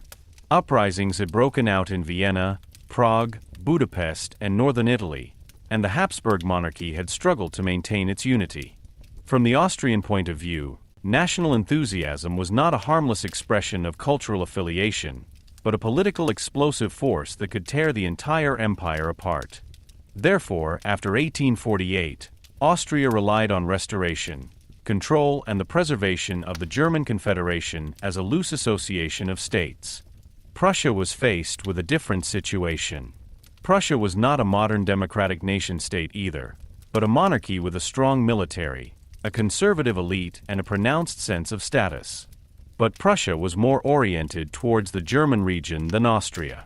Although Prussia also had territories with a Polish population and had its own regional differences, its political future was more closely linked to the German question. Since the reforms after the defeat by Napoleon, Prussia had modernized its administration, army, and education system. It had an efficient bureaucracy, a growing industry, strong military structures, and since the Zollverein, a powerful economic instrument. The German customs union became a decisive advantage for Prussia. Many German states were economically linked to Prussia, while Austria remained outside. This did not immediately mean political subordination, but it created habits, interests, and dependencies. Traders, entrepreneurs, and governments benefited from a larger market that was increasingly shaped by Prussian rules. While Austria held the presidency of the German Confederation, Prussia gained in importance in everyday economic life. This dual structure made the conflict more inevitable. Politically, Vienna led. Economically, Berlin picked up more and more. After 1848, Prussia first tried to solve the German question in its own way. King Frederick William IV had rejected the imperial crown of the Frankfurt National Assembly, but still did not want to completely renounce a leadership role. With the so-called Erfurt Union, Prussia tried to create a closer connection between German states under its leadership. This union was to be more conservative and prince-friendly than the project of St. Paul's Church. It was not a democratic nation-state, but an attempt to shape German unity from above without endangering monarchical legitimacy. But Austria resolutely resisted this. It did not want to accept a German order in which Prussia took the lead. The conflict escalated in 1850 in the so-called Autumn Crisis. Prussia and Austria were politically dangerously close to war. Russia supported Austria, and Prussia was diplomatically isolated. In the end, Prussia had to give in the Olomouc punctuation. For many Prussians, this was a serious humiliation. The Erfurt Union was abandoned, the German Confederation was restored to its old form, and Austria maintained its position. Later there was talk of the humiliation of Olomouc. This moment had a profound impact on Prussian thought. It showed that Prussia could not stand up to Austria without sufficient military strength and diplomatic preparation. But Olomouc was not a final victory for Austria. It was more of a snapshot. In the following years, the forces slowly shifted in favor of Prussia. Economic development accelerated, especially in the western provinces. The Ruhr area, the Rhineland, and other regions became increasingly important for coal, iron, mechanical engineering, and industrial production. Prussia thus gained a material basis that was decisive for modern power politics. Austria, on the other hand, had to contend with internal problems, national tensions, and financial difficulties. The Habsburg monarchy remained a great power, but it had to spread its forces across many regions and conflicts. The two states also developed differently militarily. Prussia attached great importance to training, organization, and mobilization. The army remained a central part of the state. The general staff gained in importance, and the connection between railway, administration, and military planning became increasingly important. Austria also had a large army, but its multi-ethnic structure, its financial burdens, and its political obligations made reforms more difficult. It had not yet been decided who would win in an open conflict. But the conditions began to change. The rivalry between Prussia and Austria was not only a power struggle between two states. It was also a fight between two possible Germanys. The Greater German solution would have included Austria, and thus continued the old imperial tradition. For many Catholics, Southern Germans, and conservative forces, Austria continued to be an important point of reference. A Germany without Austria seemed incomplete to them. The small German solution, on the other hand, meant a Germany without the Habsburg monarchy, led by Prussia. It was politically easier to implement because it excluded the non-German territories of Austria, but it fundamentally changed the character of Germany. A small German nation-state would be more Protestant, Prussian, and military. The smaller and medium-sized German states were located between these two powers. Bavaria, Württemberg, Saxony, Hanover, Baden, and others wanted to preserve their independence. Many of them feared Prussian domination as much as Austrian paternalism. They used the German Confederation to protect their sovereignty. For their rulers, German unity was often less an ideal than a danger. A strong nation-state would have limited their rights, perhaps even endangered their thrones. At the same time, they could not completely escape the growing national pressure. They had to deal with symbols, constitutions, and public opinion without relinquishing their power. The question also remained controversial in society. Liberal citizens increasingly saw Prussia as a possible unifying power, although they criticized its authoritarian traits. Many had learned from the failure of 1848 that national unity was hardly achievable without state power. If Prussia could achieve unity, some were willing to make political compromises in return. Others warned against sacrificing freedom for power. They feared a Germany that would be united, but not really free. This tension between national goals and liberal aspirations was to shape the coming years. Austria, for its part, tried to preserve the German Confederation as an instrument of its leading role. Vienna wanted to allow reforms only as far as they did not endanger its own position. But this is exactly what made Austria increasingly immobile. It could not solve the German question, but only postpone it. Prussia, on the other hand, was also conservative, but more dynamic in its use of business, military, and administration. It had a clear power base and could absorb national expectations for its own purposes. This created a dangerous asymmetry. Austria defended an existing order. Prussia was able to present itself as the force of a coming order. In the 1850s, the German Confederation appeared outwardly stable. The revolution had been defeated, Metternich's system was shaken, but the monarchical order had survived. But the rivalry between the two great powers remained like a crack in the foundation. Every crisis could make them visible again. The question of Schleswig-Holstein, the position of the medium-sized states, federal reform, economic development, and relations with France and Russia could trigger a major conflict at any time. What was still missing was a politician who recognized these tensions, exacerbated them, and used them for Prussia's rise. Thus, after the revolution, Germany stood between the past and the future. Austria embodied the old order of the German Confederation, the tradition of the Habsburgs, and the fear of national disintegration. Prussia embodied military modernization, economic dynamism, and the possibility of small German unification from above. In 1848, the German patriots had tried to create unity through parliament and constitution. Now it became apparent that the decision would be different. It was not St. Paul's Church, but the power struggle between Berlin and Vienna that would determine what form Germany would take. The rivalry between Prussia and Austria was therefore the real key to further development. As long as both powers competed for leadership, there could be no German nation-state. One of them had to resign or be defeated. It was not inevitable that this would later be decided by war, but it became more and more likely. For the German question had long been more than an idea. It had become a problem of power. Chapter 9: Bismarck's Rise. Otto von Bismarck did not enter history as a shining hero of a national movement. He was not a revolutionary, not a man of barricades, not an enthusiastic Democrat, nor a politician who began his career with the aim of fulfilling the dreams of the liberal national movement. On the contrary, Bismarck came from the world of the Prussian landed gentry, from a social class that was deeply rooted in monarchical thinking, class consciousness, and conservative order.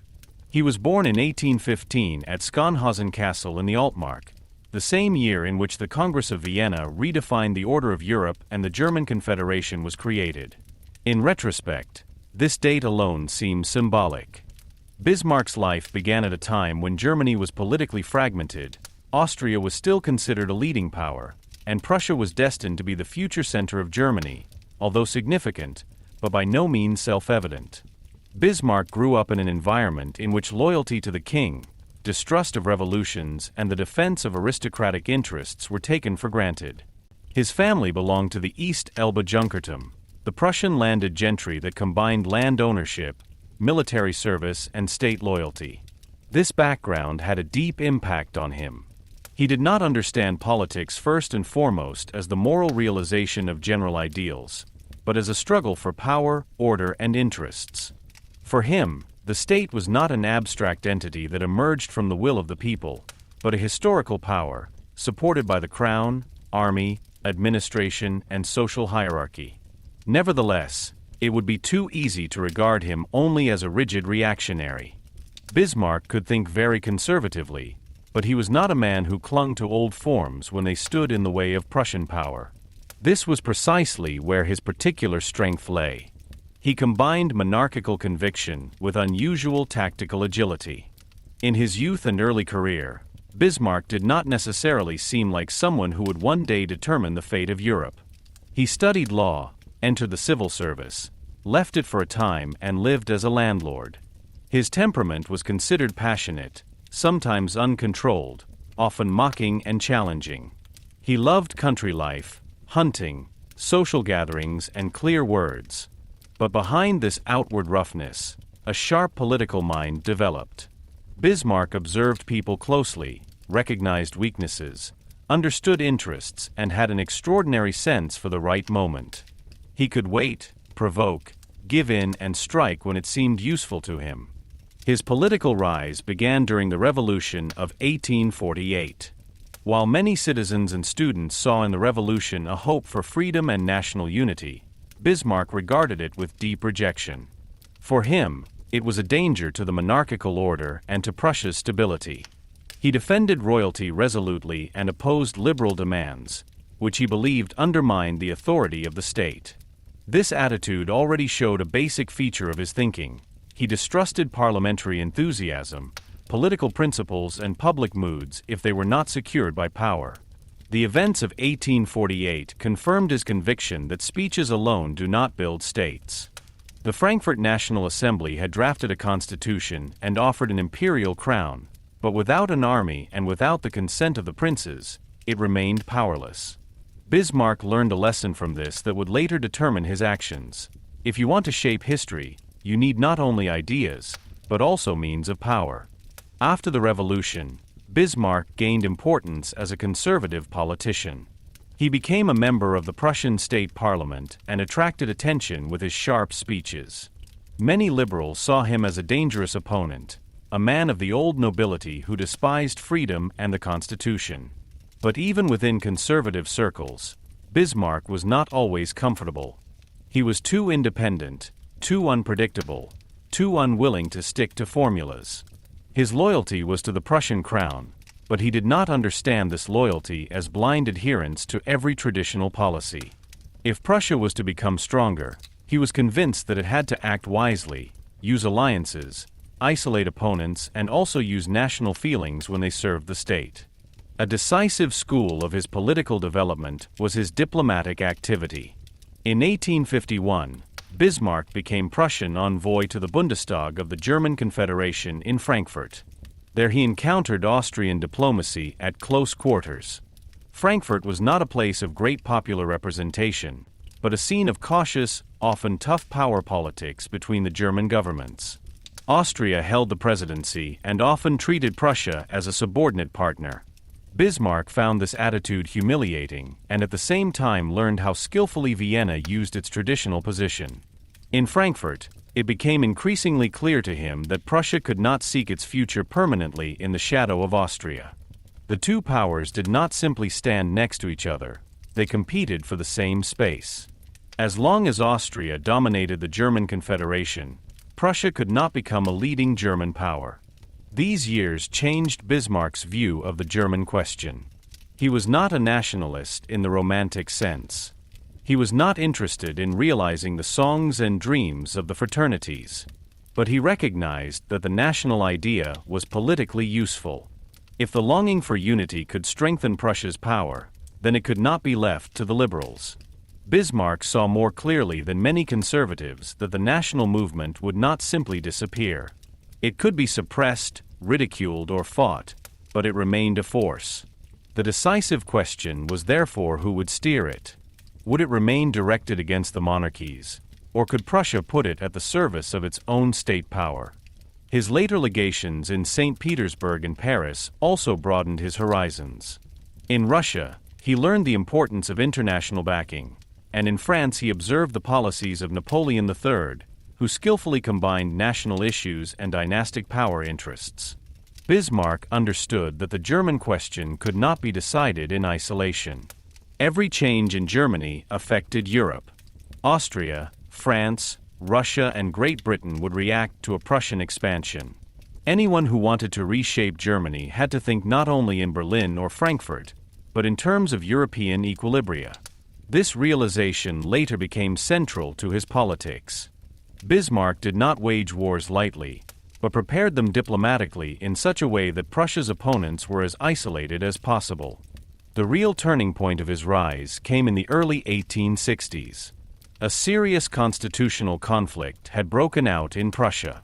King Wilhelm I and his military advisors wanted to reform and enlarge the army. The liberal majority in the Chamber of Deputies rejected the necessary funds because they feared that a stronger army would increase the king's power over parliament. The conflict touched the core of the Prussian order. Who ruled over the military? The crown or the parliament? For Wilhelm I, the army was the heart of his kingdom. If he gave in here, he saw his authority endangered. At times he even thought about abdicating.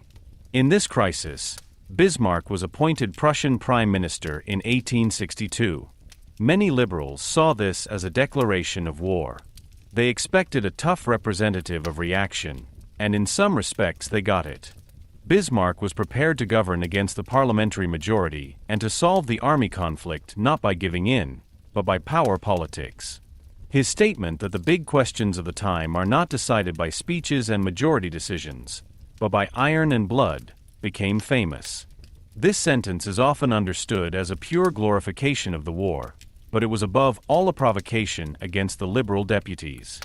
Bismarck wanted to say that the German question would not be decided by parliamentary debates as in 1848, but by state power, military strength, and resolute leadership. This showed his political program in all sharpness. Bismarck wanted to strengthen Prussia's power, assert the king against parliament, and solve the German question under Prussian leadership if the opportunity presented itself. But he was more cautious than his language sometimes sounded. He knew that Prussia could not fight against everyone at the same time. Austria had to be isolated. France was not allowed to intervene too early. Russia was to remain benevolently neutral, and the German Middle States had to be brought step by step into a situation in which they could not permanently oppose Prussia. Bismarck did not think in idealistic lines, but in terms of power relations. Moral arguments were useful to him if they served political purposes. What remained decisive was what was possible. His rise therefore marked a profound change in the history of German unification. Until 1848, many had hoped that Germany would come into being through freedom, parliament, and national enthusiasm. After Bismarck's appointment, a different logic came to the fore. Unity was no longer to be fought for primarily from below, but was to be created from above. It was not the People's Assembly, but the Prussian state that became the decisive tool. Not democratic ideals, but military reforms, diplomatic maneuvers, and calculated crises moved into the center. But it was precisely this contradiction that made Bismarck so historically effective. He fought the liberals, but later fulfilled part of their national dream. He despised revolutionary movements, but used their strongest idea. He defended the monarchy, but created a new nation-state. He spoke of order, but led Europe through a series of wars. His rise was therefore more than the career of an ambitious politician. It was the moment when the German question came into the hands of a man who was ready to answer it not by hope, but by power. Chapter 10: Blood and Iron. When Otto von Bismarck was appointed Prussian Prime Minister in September 1862, he entered a political crisis that was far more than an ordinary dispute over budgetary issues. Prussia was faced with a fundamental decision about the distribution of power in the state. On the one side were King Wilhelm I, the military leadership and conservative circles who wanted to push through a comprehensive army reform. On the other side was the liberal majority in the Chamber of Deputies, which was prepared to exert pressure on the government through the state budget. Superficially, it was about money, length of service, regiments, and the organization of the army. In reality, however, it was about the question of who had the final decision-making power in Prussia, the crown or the parliament. Wilhelm I regarded the army as the heart of the Prussian monarchy. For him, it was not only a military instrument, but an expression of royal authority and state order. The defeat by Napoleon at the beginning of the century had taught Prussia that military weakness could bring the state to the brink of ruin. Since then, the army had not only reformed, but also become a symbol of national renewal. Now Wilhelm I wanted to enlarge it, modernize it, and keep it more under the control of the crown. The liberals, on the other hand, feared that a stronger army without parliamentary control would consolidate the monarchical authoritarian state. They did not want a weak Prussia in principle, but they wanted the government to take the people's representation into account. The conflict came to a head because both sides defended fundamentals. Parliament refused to approve the funds, but the government nevertheless stuck to the reform. Wilhelm I felt that his royal honor had been attacked and at times even thought of abdicating. At that moment Bismarck was summoned. He was not the first choice of a moderate balance, but the man for a tough confrontation. His appointment meant that the king would not give in. Bismarck was to survive the conflict, secure the army, and preserve the authority of the crown. Bismarck's famous speech to the Budget Commission in September 1862 became a symbol of his politics. His statement that the great questions of the time would not be decided by speeches and majority decisions, but by iron and blood, struck a chord with the era.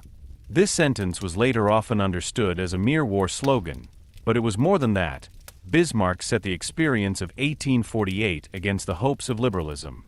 The Frankfurt National Assembly had spoken, deliberated, formulated fundamental rights, and drafted a constitution. But it had had no army, no executive, no power to enforce its decisions. For Bismarck, this was the decisive lesson. Politics was not only the art of wishing, but the art of enforcement. In doing so, he went head-on against the self-image of many liberals. They believed that history could be shaped through public debate, law, constitution, and national insight. Bismarck believed that power relations come first. He did not despise speeches in principle, for he could speak with great effect himself. But he distrusted the idea that majorities alone could form states. In his world, armies, diplomacy, finances, alliances, and dynastic interests were decisive. Whoever mastered these forces could control history. Those who ignored them remained dependent on others. The military conflict showed Bismarck's willingness to go to the limits of the constitution. Since the king and parliament could not agree on a budget, the government developed the so-called gap theory. She argued that the Constitution does not provide a clear solution in the event of a permanent blockade between the Crown, the House of Lords, and the House of Representatives. In this alleged gap, the government must continue to govern and make the necessary expenditures. In practice, this meant that Bismarck ruled without an approved budget and continued the army reform. For the liberals, this was a breach of the Constitution. For Bismarck, it was a state necessity. He relied on success to justify his policies retrospectively. This attitude was risky. Bismarck made himself extremely unpopular among the liberal bourgeoisie. Many saw him as a dangerous reactionary, an enemy of the Constitution, a man who wanted to return Prussia to the authoritarian state. Newspapers attacked him, members of parliament fought him, and he was not free of opponents at court either. But Bismarck had one characteristic that determined his career again and again. He could withstand political pressure. He did not seek the immediate approval of the public. He was willing to be unpopular if he believed that time would work for him later. In this cold lay a significant part of his power. At the same time, Bismarck was not a blind militarist. He spoke of iron and blood, but he knew that war was only useful if it remained politically prepared, limited, and purposeful. War was not allowed to become an uncontrolled passion, but had to serve a clear purpose. It was precisely in this that he differed from many national zealots who wanted to act out of indignation or romantic enthusiasm. Bismarck did not think in terms of fame, but in terms of results. For him, a war was not an end in itself, but a tool. If this tool became too dangerous, it had to be avoided. If it could be used cheaply, one could not shy away from it. His strategy was based on a sober assessment of the German situation. Prussia could not solve the German question as long as Austria claimed the leading role in the German Confederation. But a direct attack on Austria would have been dangerous if other great powers intervened or the German Middle States stood united against Prussia. Bismarck therefore had to create opportunities, isolate opponents, and escalate conflicts in such a way that Prussia appeared as an acting power, not as a mere aggressor. To do this, he needed a strong army, a government capable of acting, and a king who stood behind him despite internal doubts. The contrast with the liberals was particularly paradoxical. Many liberals also wanted German unity. They wanted a strong Germany, a larger national market, political equality under the law, and an overcoming of small states. But they wanted to combine this unity with the constitution and parliamentary participation. Bismarck initially offered them the opposite. He disregarded their budgetary rights, strengthened the army, and ruled against the majority. Nevertheless, he was later to fulfill the national dream that many liberals had been pursuing for decades. This tension became one of the great moral and political dilemmas of German unification. Should one accept unity if it was not created by freedom, but by power? Bismarck understood very well that success could change alliances. As long as he was only the prime minister who ruled against parliament, he remained an enemy for many. But if he brought victories, prestige, and national progress to Prussia, some opponents would reconsider their attitude. He relied on results. The state, he believed, was not judged by its intentions, but by its ability to achieve goals. That was a hard, modern, and at the same time dangerous view of politics. It could enable amazing successes, but it could also cause law and morality to take a back seat to expediency. The formula blood and iron therefore does not only stand for military force. It stands for a whole political way of thinking. Iron meant industry, weapons, railways, cannons, organization, and material power. Blood meant sacrifice, war, soldiers' lives, and the willingness to bring about political decisions by force if necessary. Both together described the dark side of nation-state formation in the 19th century. Nations were not only created through poems, flags, and shared memories. They often arose through armies, battles, administration, and the enforcement of one center of power against others. Bismarck said what many would have preferred not to say. But his policies would be incompletely understood if they were described only as brutality. Bismarck was also a master of weighting, limitation, and tactical balance. He knew that Prussia could not act indefinitely. The king had to be convinced, the army prepared, public opinion influenced, and the international situation observed. Bismarck's power lay not in constantly wanting war, but in recognizing the moment when a limited war could achieve a political goal. This ability was to be demonstrated in the years to come, first in the Schleswig-Holstein question, then in the conflict with Austria, and finally in the war against France. Meanwhile, the internal political conflict in Prussia remained unresolved. Bismarck continued to govern without a regular budget, and the liberals stuck to their criticism. But the army reform was implemented. The Prussian army became stronger, better organized, and prepared for future conflicts. What began in Parliament as a constitutional dispute thus became a prerequisite for Prussia's later military successes. Without this power struggle at home, Bismarck would hardly have had the same opportunities in foreign policy. The path to German unification thus led not only through battlefields, but also through the dispute between government and parliament in Berlin.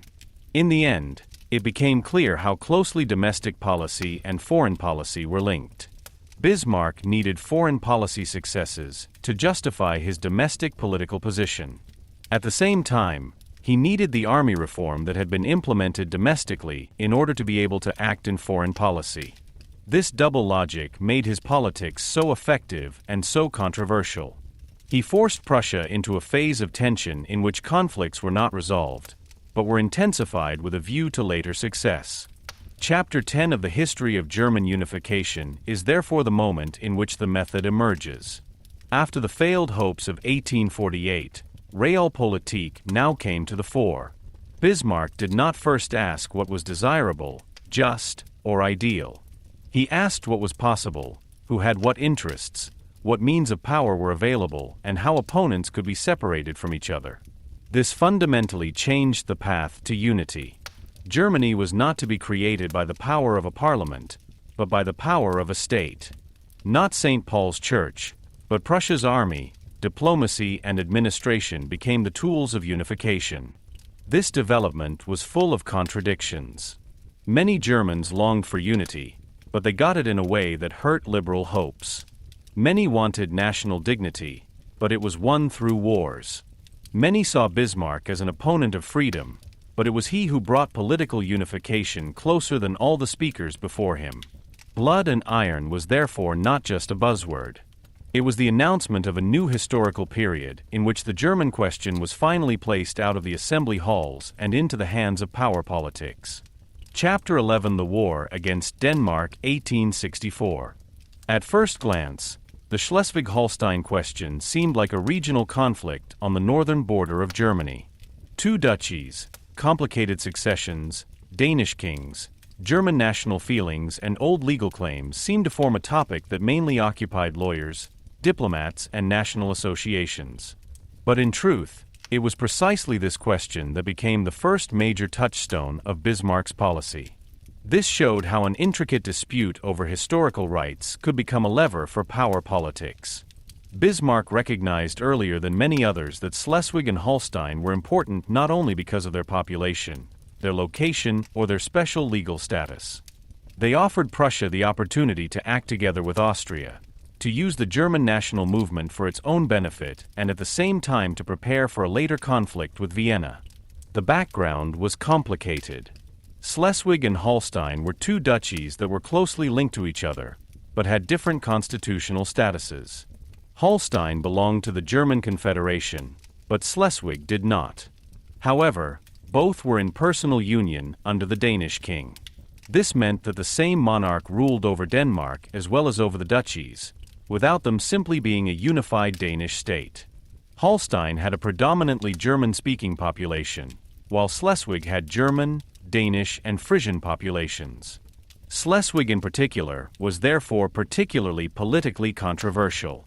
Danish national liberals wanted to bind Schleswig more closely to Denmark.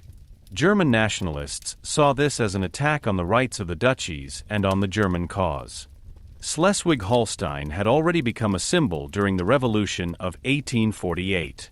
At that time, German national feelings were combined with a desire to defend the duchies against Danish intervention. Volunteers, publicists, and politicians turned the conflict into a national question. But the movement at that time failed, as did the revolution as a whole. International considerations, Prussian hesitation, and pressure from the great powers prevented a lasting solution in the German sense. The Treaty of London of 1852 tried to stabilize the situation. He confirmed the integrity of the Danish state, but at the same time stated that Schleswig should not simply be completely incorporated into Denmark. This solution was a diplomatic compromise, but it did not end the problem. It reassured the European powers, but allowed national passions to live on. When the Danish King Frederick VII died in November 1863, the crisis broke out again. His successor Christian IX signed a new constitution that was to bind Schleswig more closely to Denmark. From the German point of view, this violated the previous agreements and the rights of the duchies. Indignation arose in many German states. National associations, newspapers, and liberal politicians called for decisive action. For them, Schleswig-Holstein was a touchstone of German honor. If the German Confederation could not even act here, how was it ever supposed to realize German unity? Small and medium-sized German states in particular pushed for a federal solution and supported the claim of the Augustenburg Friedrich von Augustenburg, who was regarded by many nationalists as the rightful duke. Bismarck saw the situation differently.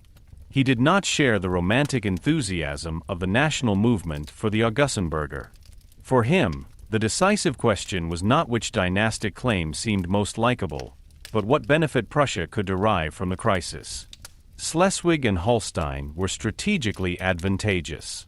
They controlled access between the North Sea and the Baltic Sea, touched on important maritime interests, and were able to significantly strengthen Prussia's position in the north. Bismarck did not simply want to create a new small German state under its own duke. which might then escape the influence of the Middle States or Austria. He wanted to use the crisis to expand Prussia's power. In doing so, he acted with remarkable caution. Instead of immediately taking action against Denmark alone, he sought cooperation with Austria. At first glance, this was astonishing, because Austria was Prussia's great rival in Germany. But that is precisely why the joint action was useful. If Prussia and Austria acted together, the German Middle States could less easily implement their own national policy. At the same time, Bismarck was able to put Austria in a situation in which Vienna assumed responsibility for the duchies, although it had hardly any interests of its own there. This joint administration was later to become a point of contention. So Bismarck was already thinking about the next step. In February 1864, the war against Denmark began. Prussian and Austrian troops crossed the Eider and advanced against the Danish positions. The Danish army was brave, but militarily and numerically clearly inferior. A central position was the Danevirke, an old line of defense that was of great importance in Denmark's national imagination. Many Danes saw it as a symbol of historical resilience. But in view of the military situation, the Danevirke was evacuated, which was perceived as a severe shock in Denmark. The war quickly showed that patriotic symbolism was not enough when strategic conditions were unfavorable. The storming of the Duppel redoubts in April 1864 became particularly famous. The Danish defenses at Duppel were heavily contested and were heavily shelled by Prussian artillery. After intensive preparation, Prussian troops stormed the redoubts. The victory had a great effect on public opinion. In Prussia, he strengthened confidence in the reformed army and in the military leadership. For Bismarck, this was valuable domestically, because the army reform, which he had pushed through against the resistance of Parliament, now proved its effectiveness. What the liberals had criticized as a dangerous instrument of power suddenly appeared to many citizens as the basis of national strength. But the war was not just a military event. It was also a diplomatic game. Great Britain watched the development with concern, but did not want to risk war. Russia was sympathetic to Prussia, partly because Prussia had been friendly to Russia during the Polish uprising of 1863. France under Napoleon III remained wait-and-see and rather looked for ways to take advantage of European crises. Bismarck had thus achieved what was decisive for his policy. Denmark was isolated, and Prussia did not have to fear any intervention by the great powers. The conflict remained limited and controllable. After further fighting, Denmark finally had to give in. In the Treaty of Vienna in October 1864, Denmark ceded Schleswig, Holstein and Lauenburg to Prussia and Austria. Formally, the two German great powers had won together. In many German circles, this was celebrated as a national success. The duchies were withdrawn from Danish rule. But the crucial question remained open: what should happen to them now? Should they be under their own duke? Should they be incorporated into the German Confederation? Should Prussia and Austria administer it jointly? Or should Prussia take them over completely? This was where Bismarck's real goal became apparent. He did not want to simply leave the duchies to an Augustenburg citizen in the spirit of the national movement. Above all, he wanted to use Schleswig and Holstein in such a way that Prussia's position was strengthened and Austria was forced into conflict. In 1865, the Gastein Convention was adopted. It regulated the administration of the duchies. Prussia took over Schleswig, Austria took over Holstein, and Lauenburg came to Prussia in exchange for a monetary payment. This arrangement seemed like a compromise, but was internally unstable. Holstein was far away from Austria, embedded in an area in which Prussia could exert influence much more easily. The common booty of war thus became the seed of a new dispute. The war against Denmark was decisive for German unification for several reasons.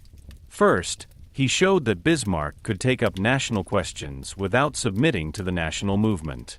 He did not speak like a liberal patriot, but he acted in a way that met national expectations. This slowly began to change the relationship of many liberals to Prussia. They may continue to distrust Bismarck, but they had to recognize that his policies brought results that their own speeches had not achieved. Second, the war confirmed the importance of military modernization. The Prussian army showed organization, firepower, and operational capability. The army reform gained legitimacy retrospectively. Bismarck's domestic political opponents were faced with a dilemma. They had criticized the path, but the success strengthened the government. That was a pattern that was to be repeated. Foreign policy victories transformed domestic political conflicts. Power created approval, or at least it made resistance seem weaker. Third, the war brought Austria and Prussia together temporarily, but intensified their rivalry in the long term. Austria had taken part in a war that was intended to confirm its own German leadership role. But in fact, it fell into a trap. In the future, the administration of Holstein gave Prussia cause for complaints, provocations, and diplomatic attacks. Bismarck could accuse Austria of obstructing the national solution or of working with the Middle States against Prussia.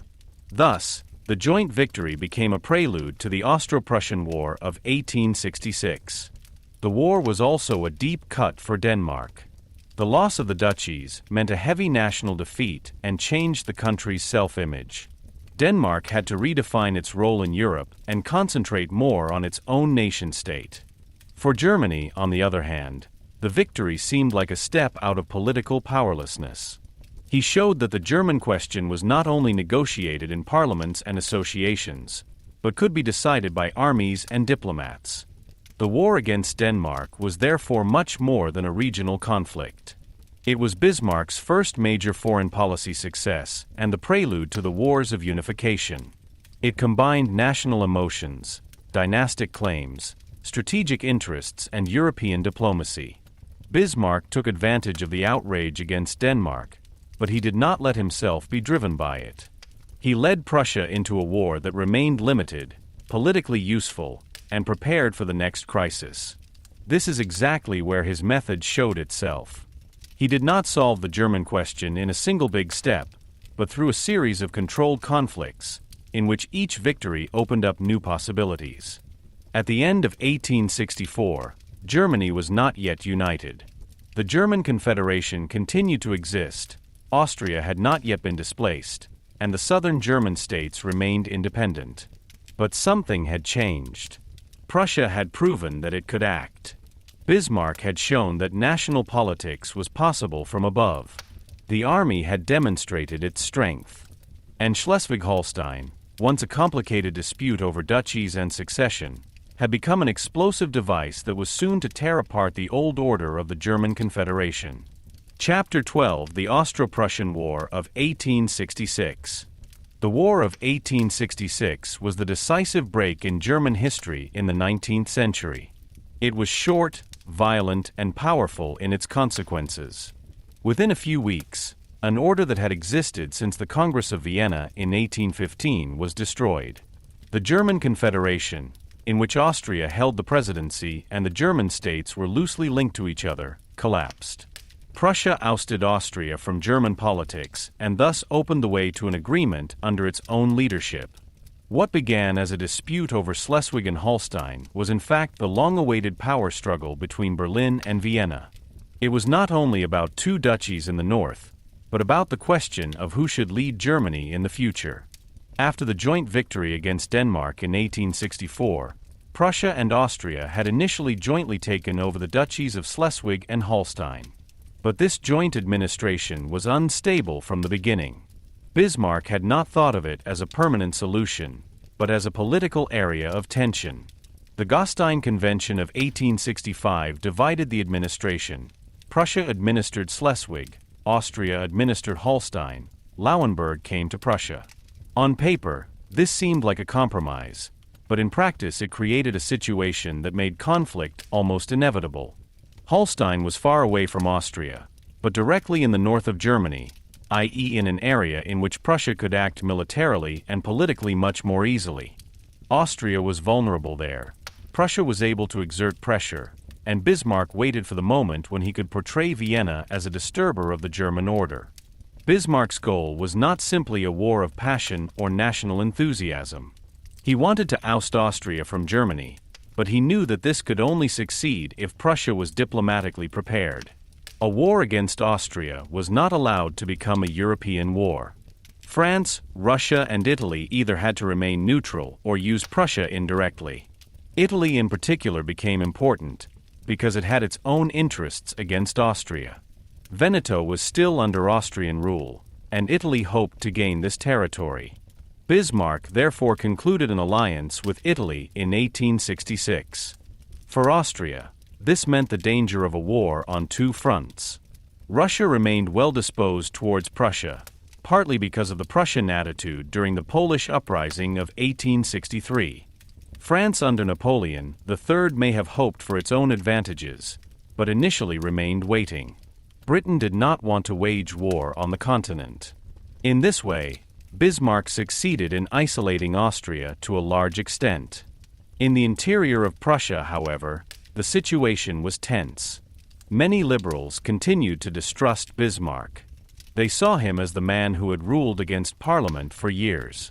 Even conservative circles were not all enthusiastic about a war against Austria, because Austria was considered by many to be an old, legitimate power and a Catholic protecting power in Central Europe. King Wilhelm I himself was not free of misgivings. He felt that the war against a major German state was a serious step, but Bismarck urged. He was convinced that the conflict would have to be resolved sooner or later. As long as Austria played a leading role in the German Confederation, Prussia could not become the determining power of Germany. The German question could not be managed permanently by compromises. She demanded a decision. The immediate cause came from the dispute over Holstein. Austria brought the question before the Bundestag of the German Confederation. Bismarck saw this as a breach of the common agreements and an attempt to mobilize the Central States against Prussia. Prussia marched into Holstein. The German Confederation reacted with a resolution to mobilize against Prussia. For Bismarck, this was the decisive point. He declared the German Confederation dissolved and presented himself as a force that wanted to create a new German order. Thus, a dispute between two great powers became a war within Germany. The fronts did not simply run between Prussia and Austria alone. Many medium-sized German states sided with Austria, including Bavaria, Württemberg, Saxony, Hanover, Hesse, and others. They feared Prussia's increase in power and wanted to preserve their independence. For them, Austria was often the counterweight that could prevent Berlin from dominating Germany. Prussia, on the other hand, could count on some North German allies, but its decisive advantage lay in its own army, organization, railway logistics, and military leadership. The army reform that Bismarck had pushed through against Parliament was now put to the test. The Prussian army had modern structures and an efficient general staff. An important technical superiority was the firing needle rifle, a breech-loading rifle that allowed Prussian soldiers to fire faster than many opponents with conventional muzzleloaders. However, technology alone does not decide a war. The ability to mobilize troops quickly, move them over railways, and lead separate armies in such a way that they work together at the right moment was also crucial. This showed the strength of the Prussian General Staff under Helmuth von Moltke. Moltke understood war as a question of planning and flexibility at the same time. He carefully prepared movements, but also knew that there was uncertainty on the battlefield and commanders had to act independently. The war began in June 1866 and developed rapidly. Prussia took decisive action against the northern German states allied with Austria. Hanover was defeated and later annexed. Electoral Hesse, Nassau, and Frankfurt also came under Prussian pressure. In doing so, Prussia not only eliminated military opponents, but also changed the political map.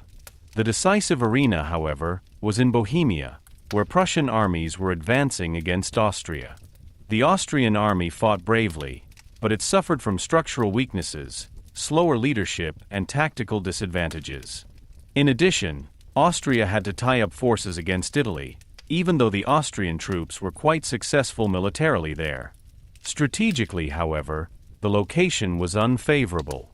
On July 3, 1866, the decisive Battle of Hrad Králové took place, also known as the Battle of Zadova. It was one of the largest battles of the 19th century. Prussian armies met the Austrian main power. The fight was bloody, confusing, and far from completely decided. But the timely intervention of the Prussian Second Army under Crown Prince Friedrich Wilhelm brought the decision. The Austrian lines came under heavy pressure, and in the end the Austrian army had to retreat. Königgrätz became a symbol of the Prussian victory. The old Habsburg leadership role in Germany had been broken militarily. After this victory, Prussia was faced with a delicate question.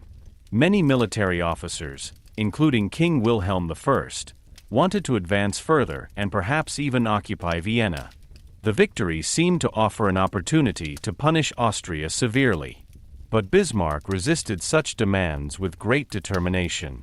Here one of his most important political qualities became apparent. He knew when a war had to be ended. His goal was not the destruction of Austria, but its exclusion from Germany. If Prussia humiliated Austria, took territories in the heartland, or weakened the Habsburg monarchy too much, it could create a dangerous enemy in the long run and alert other great powers.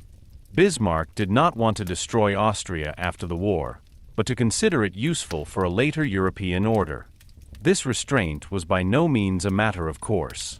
It required considerable pressure on the king and the military leadership. Bismarck argued that political goals were more important than military triumph. A peace that was too harsh could have worried France or Russia. In addition, Austria continued to be a great power despite the defeat.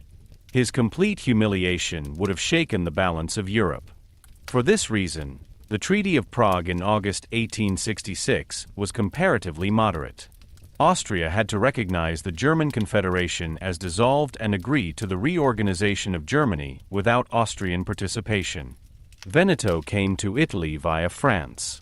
Prussia did not directly gain Austrian heartland, but achieved its real goal. Austria was ousted from German politics. Prussia took tougher action against Austria's German opponents. Hanover, Electoral Hesse, Nassau, and Frankfurt were annexed. In doing so, Prussia created a more coherent territorial basis in northern Germany and eliminated states that stood in the way of its power. These annexations were a deep cut for the affected dynasties and populations. Prussia was not universally welcomed as a liberator. In Hanover, for example, the memory of the lost independence remained alive for a long time. German unification was therefore also a process of subjugation and integration. It brought greater unity, but it destroyed existing political identities. The Austro-Prussian War also changed the relationship between Bismarck and the liberals. The victory showed that the army, whose reform had been so controversial, had made Prussia the leading power. Many liberals were now faced with a difficult decision. They had fought Bismarck's breach of the Constitution, but they welcomed the national success. Bismarck made clever use of this moment. With the Indemnity Bill, he subsequently asked for the approval of Parliament for the expenditure levied in the conflict years without budget approval. Some of the liberals accepted this. This resulted in a split in liberalism. The National Liberals were prepared to accept Bismarck's authoritarian methods in part because he advanced national unity. Other liberals stuck to the criticism. This revealed a basic pattern of the empire. National successes were able to mask demands for parliamentary freedom.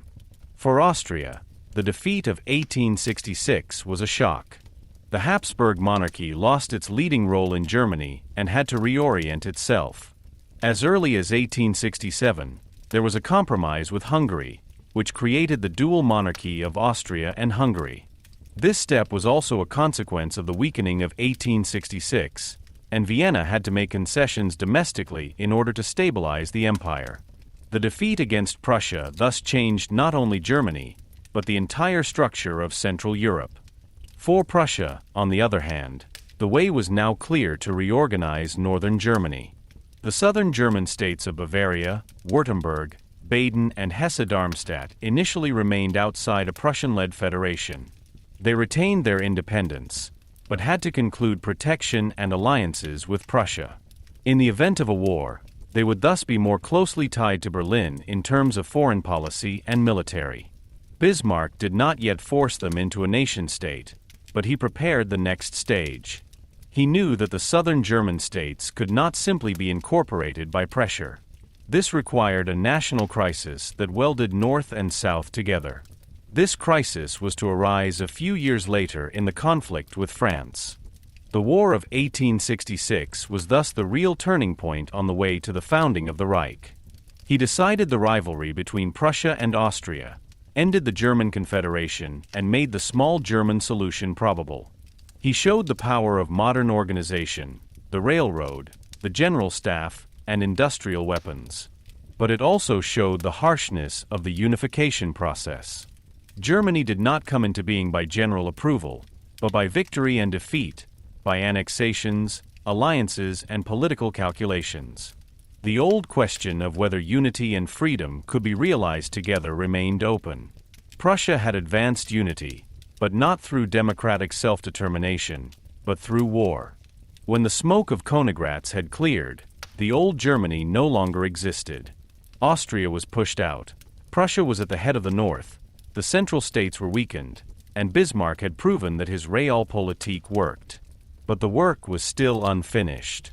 Between Prussia and a German empire continued to stand the southern German states and the European balance of power. France in particular watched the Prussian rise with growing concern. The victory of 1866 had not ended the German question, but had led it into its last and most dangerous phase. Chapter 13: The North German Confederation. After the victory over Austria in 1866, Prussia was faced with a new task. The old German Confederation had broken up, Austria had been ousted from German politics, and the political map of Central Europe had changed fundamentally. But there was still no united Germany. The path to the founding of the empire was still open, but it now had to be placed on a new basis. Bismarck knew that Prussia could not simply turn victory into an immediate complete agreement.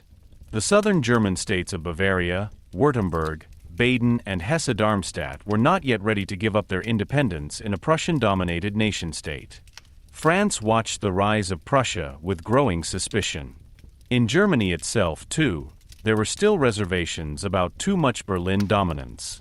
For this reason, Bismarck decided on an intermediate step that at first glance seemed sober and organizational, but in reality was of enormous historical importance: the North German Confederation. The North German Confederation was founded in 1867 and included the states north of the Main. Prussia was clearly the determining power in this. In addition to Prussia, Saxony, Mecklenburg, Oldenburg, Brunswick, the Thuringian states and the free cities of Hamburg, Bremen, and Lübeck belonged to it. Hanover, Electoral Hesse, Nassau, and Frankfurt had already been annexed by Prussia after the War of 1866 and were absorbed directly into Prussian territory. Prussia had thus grown territorially and become more cohesive. The annexation of Hanover was particularly important because it closed a geographical gap between the eastern and western Prussian territories. What had previously seemed like a torn state was now given a much firmer form. The North German Confederation was more than a mere alliance. It was a federal state with a common constitution, common institutions, a common foreign policy, a common military organization, and a growing economic unity. In this way, it differed significantly from the old German Confederation. The German Confederation had been a loose confederation of states, created to preserve order and secure the rule of princes. The North German Confederation, on the other hand, already possessed many characteristics of a modern nation-state. It was no longer just a diplomatic forum for governments, but had political bodies that could actually shape legislation and administration. It created the structure that was adopted almost unchanged in the German Reich a few years later. At the head of the League was the Prussian king as federal presidency. He was not emperor, but his position was powerful. He appointed the federal chancellor, represented the federal government externally, and had decisive influence on the military and politics. Otto von Bismarck became chancellor. This meant that the political control of the new entity was de facto in his hands. In addition to the federal presidium, there was the Bundesrat, in which the governments of the member states were represented, and the Reichstag, which was elected by universal, equal, and direct elections. It was precisely this right to vote that was remarkable. It gave a voice to men over the age of 25, making it more democratic than much that existed in the individual states. But this appearance of democracy must not obscure the fact that the government was not dependent on the confidence of the Reichstag. The federal chancellor was not responsible to Parliament, but was committed to the federal presidium. The Reichstag could discuss and approve laws, but it could not overthrow Bismarck. This construction was typical of Bismarck's political thinking. He was prepared to absorb modern elements if they strengthened the power of the state or involved political opponents. Universal suffrage could create national legitimacy and bind liberals to the new state. At the same time, the decisive power remained with the Crown, Prussia, and Bismarck. The North German Confederation thus combined national representation with monarchical leadership. It was neither a pure democracy nor a mere military monarchy. It was a deliberately balanced power structure in which modern participation and authoritarian control stood side by side. It was precisely this mixture that was later to shape the empire. For many liberals, the North German Confederation was a difficult but tempting step. They had fought Bismarck because of his constitutional conflict and criticized his disregard for parliamentary rights. But now they saw that he was actually creating a German state, even if only in the north and under Prussian leadership. The National Liberals supported the new alliance because they hoped that national unity, legal unification, and economic modernization would advance along this path. They saw a historic opportunity in the North German Confederation, even if they had to make political compromises to do so. Other liberals and Democrats remained skeptical. They warned that a state based on military victory and monarchical power would not really secure freedom. This tension between national success and incomplete democracy became a fundamental problem in German history. The federal government was also ambivalent for the smaller states of the North. On the one hand, they lost part of their political independence. Its foreign policy, its military organization, and important areas of legislation were now determined by the federal government. On the other hand, they retained their princes, administrations, and regional characteristics. Bismarck proceeded cautiously enough not to destroy all traditions immediately. He knew that a new state was more permanent if it did not openly humiliate every local identity. Prussia dominated, but it allowed forms of federal participation to exist. The Bundesrat gave a voice to the governments of the member states, even though Prussia was clearly superior in terms of its weight and position. Military order was particularly important. The armies of the member states were integrated into the Prussian-influenced system. This meant not only joint defense, but also a standardization of training, organization, and leadership. In an emergency, the military power of the Confederation was to be under Prussian supreme command. This created a crucial instrument for the next phase of the agreement. If there was a war against France, the North could act as one. At the same time, the southern German states were already bound to Prussia by secret protection and alliances of defiance. Although they did not yet join the North German Confederation, they committed themselves to military cooperation in the event of war. Bismarck had thus created a structure that did not immediately include southern Germany, but had already prepared it strategically. The North German Confederation also advanced an important legal and economic unit. Trade, transport, postal services, measures, coins, and economic conditions were more standardized. The Zollverein continued to exist and even connected North and South more closely economically than the political separation suggested. For entrepreneurs, traders, and civil servants, an increasingly uniform scope of action emerged. Laws have been harmonized, institutions professionalized, administrations networked. In this everyday life of unification, the nation-state continued to grow before it was officially completed.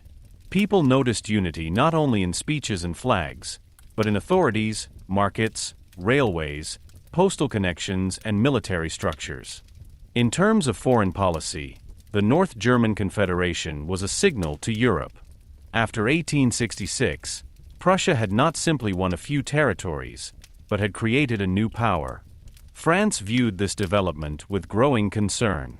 Napoleon III had initially waited in 1866 and hoped to perhaps receive compensation for his neutrality. But Prussia's rapid victory and the founding of the North German Confederation made France realize that a strong state was forming east of the Rhine. The European equilibrium, which had been based on the weakness and fragmentation of Germany since 1815, began to falter. A united German North under Prussian leadership was already more powerful than the old German Confederation on many practical issues. If the South were to be added, France would face a new large state. Bismarck was aware of this danger.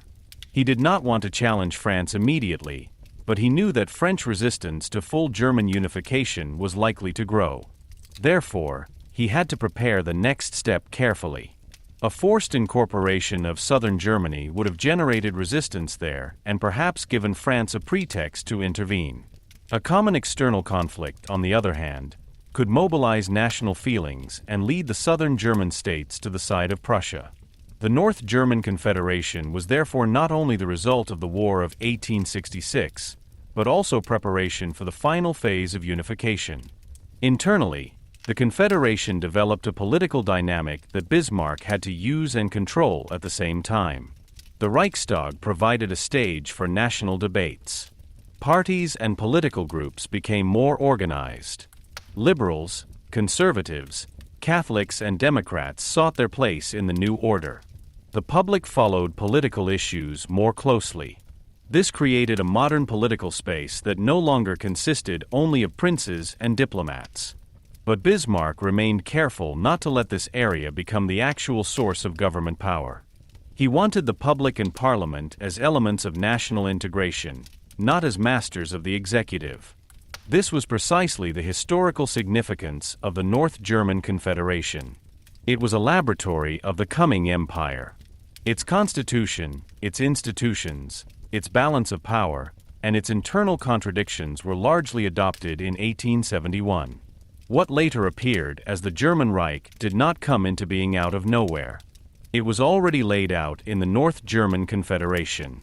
The imperial proclamation in Versailles was the symbolic climax, but the organizational core of the new state was created between 1866 and 1870. This step was decisive for German unification, because it showed that Prussia could not only win wars, but also create state order. The victory of Königgrätz had displaced Austria, but it was not until the North German Confederation that the military success was transformed into a permanent political structure. It bound the northern German states to Berlin, gave the national idea an institutional form, and created the basis for the later founding of the Reich. At the same time, it remained unfinished. Without Bavaria, Württemberg, Baden, and the southern part of Hesse, Germany was not yet completely united. The main line continued to separate the Prussian-led North from the independent South. Thus, the North German Confederation was an intermediate state, but not a sidestep. It was the decisive pre-state of the empire. In it, the results of the War of 1866 were combined with the expectations of the national movement, the interests of the economy, and Bismarck's power calculations. It brought unity, but not full freedom. He brought participation, but not a parliamentary government. He brought federal forms, but clear Prussian dominance. It was precisely this mixture that made him successful and problematic at the same time. When the North German Confederation came into being, Germany was closer to its goal than ever before. But the last step was still missing. The southern German states had to be won, France had to be included in the calculation, and the national enthusiasm needed an occasion that united North and South emotionally. Bismarck had created the framework. Now he was waiting for the crisis that could turn the North German state into a German Reich. Chapter 14: The War Against France 1870 and 1871. The war against France was the last major step on the road to German unification. After Prussia's victory over Austria in 1866, the situation in Central Europe had changed fundamentally. The German Confederation had disappeared, Austria had been ousted from German politics, and a new state had emerged in the north with the North German Confederation, which was clearly led by Prussia. But the agreement was not yet complete. Bavaria, Württemberg, Baden and Hesse-Darmstadt continued to stand outside this federation. Although they were militarily bound to Prussia by secret protection and alliances of defiance, they wanted to preserve their political independence. Bavaria and Württemberg in particular had strong monarchical traditions, their own armies, a pronounced self-confidence, and a population that did not simply want to merge into a Prussian-dominated Germany. For Bismarck, it was clear that the South could not be won by mere pressure. A common external experience, a crisis of national significance, could achieve more than any negotiation. France watched the rise of Prussia with growing concern. For centuries, French politics had benefited from the fact that the German region was fragmented. A strong, united Germany east of the Rhine would change the European balance and threaten France's position as the leading continental power. Napoleon III, who had ruled as Emperor of the French since 1852, was under domestic political pressure. His regime had begun authoritarianly, but had gradually liberalized and had to pay more attention to public opinion. Foreign policy successes were important to him in order to secure prestige. But in the 1860s, France had gained little. The quick Prussian victory of 1866 had taken Paris by surprise. Napoleon III had hoped to receive compensation for his neutrality, but Bismarck had not granted him any lasting advantages. In France, the feeling arose that Prussia had become too strong and that France had missed its chance. The immediate crisis did not arise on the Rhine, but in Spain. Queen Isabella II had been overthrown there in 1868, and the search for a new king finally led to Leopold of Hohenzollern-Sigmaringen, a Catholic prince from a southern German line of the House of Hohenzollern.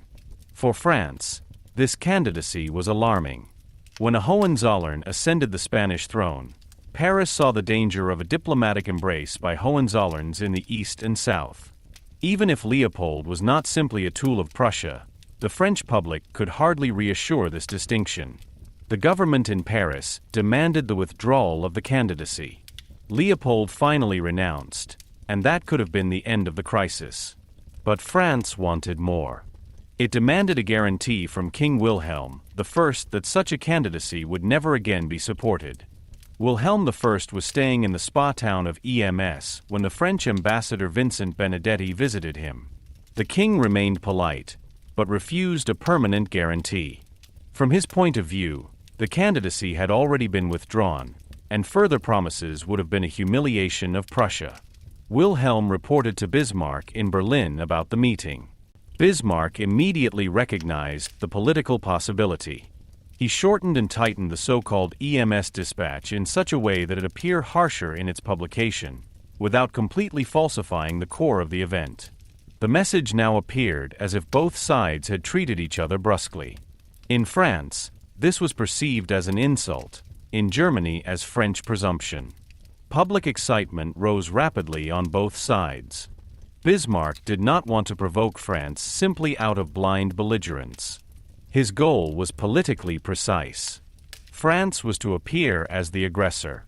Only then would the southern German states fulfill their alliance obligations and side with Prussia.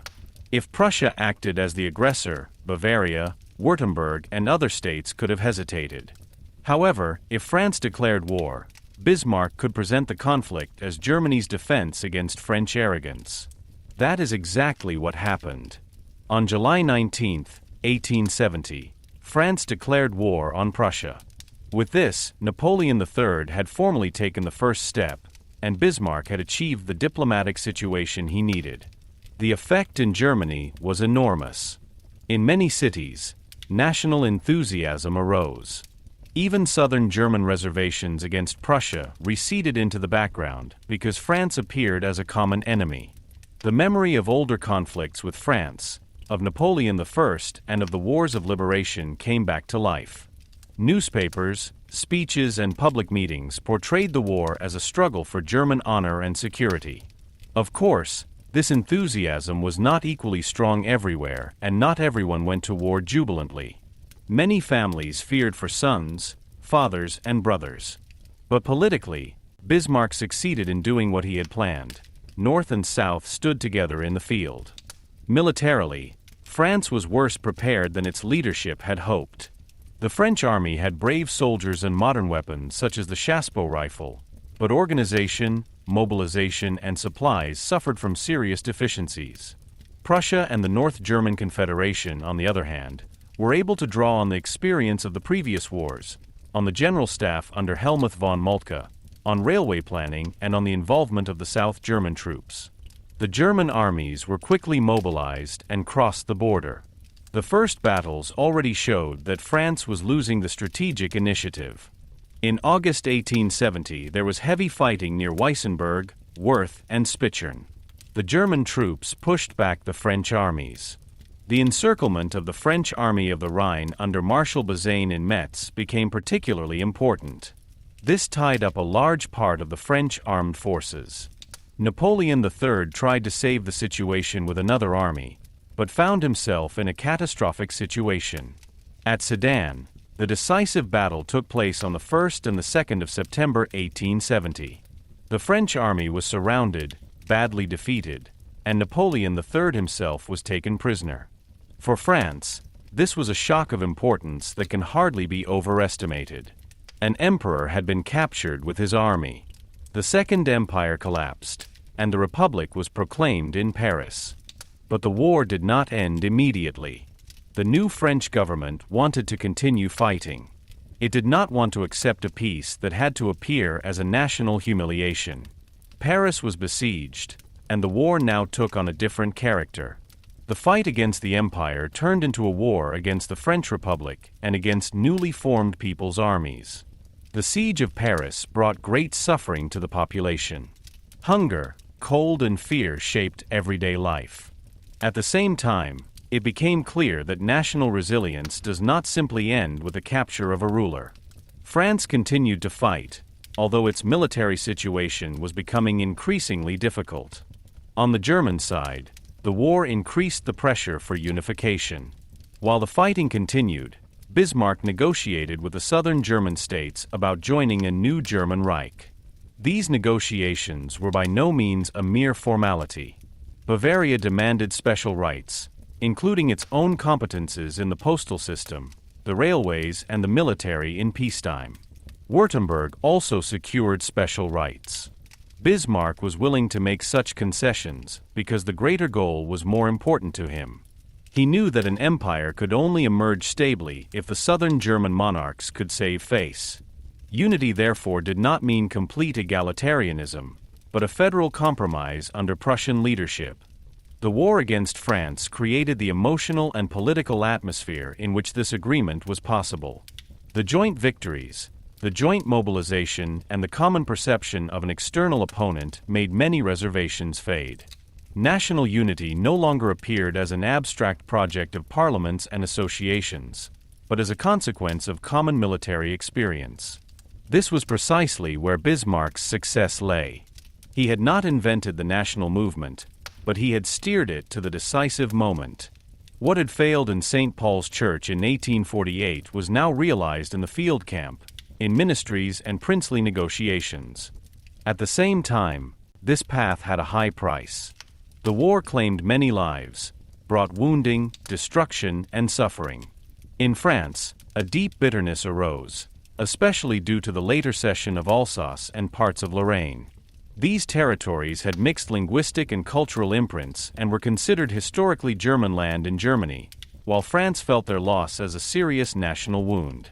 The annexation was to poison the relationship between the two countries for decades. It became a symbol of French feelings of revenge and a burden on the European order. For Germany, however, the war was the decisive external catalyst for the founding of the Reich. Without him, the accession of the southern German states would probably have been more difficult, slower, or politically different. The conflict made Bismarck's small German solution complete. Austria remained excluded, Prussia led, the North and the South came together, and the monarchs accepted a new imperial order. The war had produced what negotiations alone would hardly have achieved, a sense of shared national urgency. Thus, the war against France became the dramatic eve of the founding of the Reich. It began with a diplomatic crisis over a Spanish candidacy for the throne, was exacerbated by the EMS dispatch, led to the French declaration of war and ended in a German triumph that changed Europe. But this triumph was ambiguous from the beginning. For many Germans, it meant unity, pride, and the fulfillment of a long historical wish. For France, it meant defeat, humiliation, and loss. For Europe, it meant the emergence of a new center of power. German unification was now almost complete, but it did not come about in peace, but in the shadow of a war whose consequences were to reach far beyond 1871. Chapter 15: The Founding of the Empire in Versailles. On January 18, 1871, the long road to German unification reached its symbolic climax. In the Hall of Mirrors at Versailles, in the heart of the French royal tradition, William I of Prussia was proclaimed German emperor. This moment was carefully staged and at the same time riddled with tension. While outside, the war against France had not yet completely ended and Paris was under siege, German princes, military officers, high officials, and representatives of power gathered in the Palace of Versailles to celebrate the birth of a new empire. The choice of location was of immense importance. Versailles was not a neutral space. It was a symbol of French greatness, monarchical splendor, and European power history. The fact that a German empire was proclaimed there of all places made the triumph impressive for the Germans, but deeply humiliating for many French people. The founding of the Reich was not a spontaneous outburst of national enthusiasm, but the result of long political preparations. Bismarck had created the conditions step by step since 1864. The war against Denmark had made Prussia visible as an active German power. The war against Austria had decided the small German solution and pushed Austria out of German politics. The North German Confederation had already prepared the institutional form of the coming Reich. The war against France had finally brought the southern German states to Prussia's side and created the emotional force necessary for the final step towards unification. So something new was not suddenly invented in Versailles. There, a development was made visible that was already laid down in treaties, military alliances, constitutions, and power decisions. Nevertheless, the path to the proclamation was not free of conflicts. The southern German states in particular did not want to simply give up their independence. Bavaria, Württemberg, Baden, and Hesse-Darmstadt joined the new Reich not because they wanted to feel completely Prussian, but because the war against France and the political situation had enormously increased the pressure for unification. Bismarck had to negotiate, make concessions, and take dynastic sensitivities into account. Bavaria was given special rights, for example in matters of the military in peacetime, the postal system, and internal administration. Württemberg also retained special positions. These reservation rights show that the agreement was not simply a fusion into a centralist state. The new empire was federally structured, but the balance of power was clear. Prussia was by far the largest, strongest, and most decisive state. The question of the title of emperor was also sensitive. Wilhelm I did not simply want to appear as a national ruler elevated by the princes, whose dignity emerged from a new German nation. He was king of Prussia and thought strongly in monarchical dynastic categories. It was important to him that his royal dignity was not devalued by a new title. The exact wording was also controversial. Should he be called Emperor of Germany or German Emperor? The title Emperor of Germany would have sounded as if he ruled directly over all German lands and princes. That would have violated the sovereignty of the other monarchs. German Emperor was a compromise.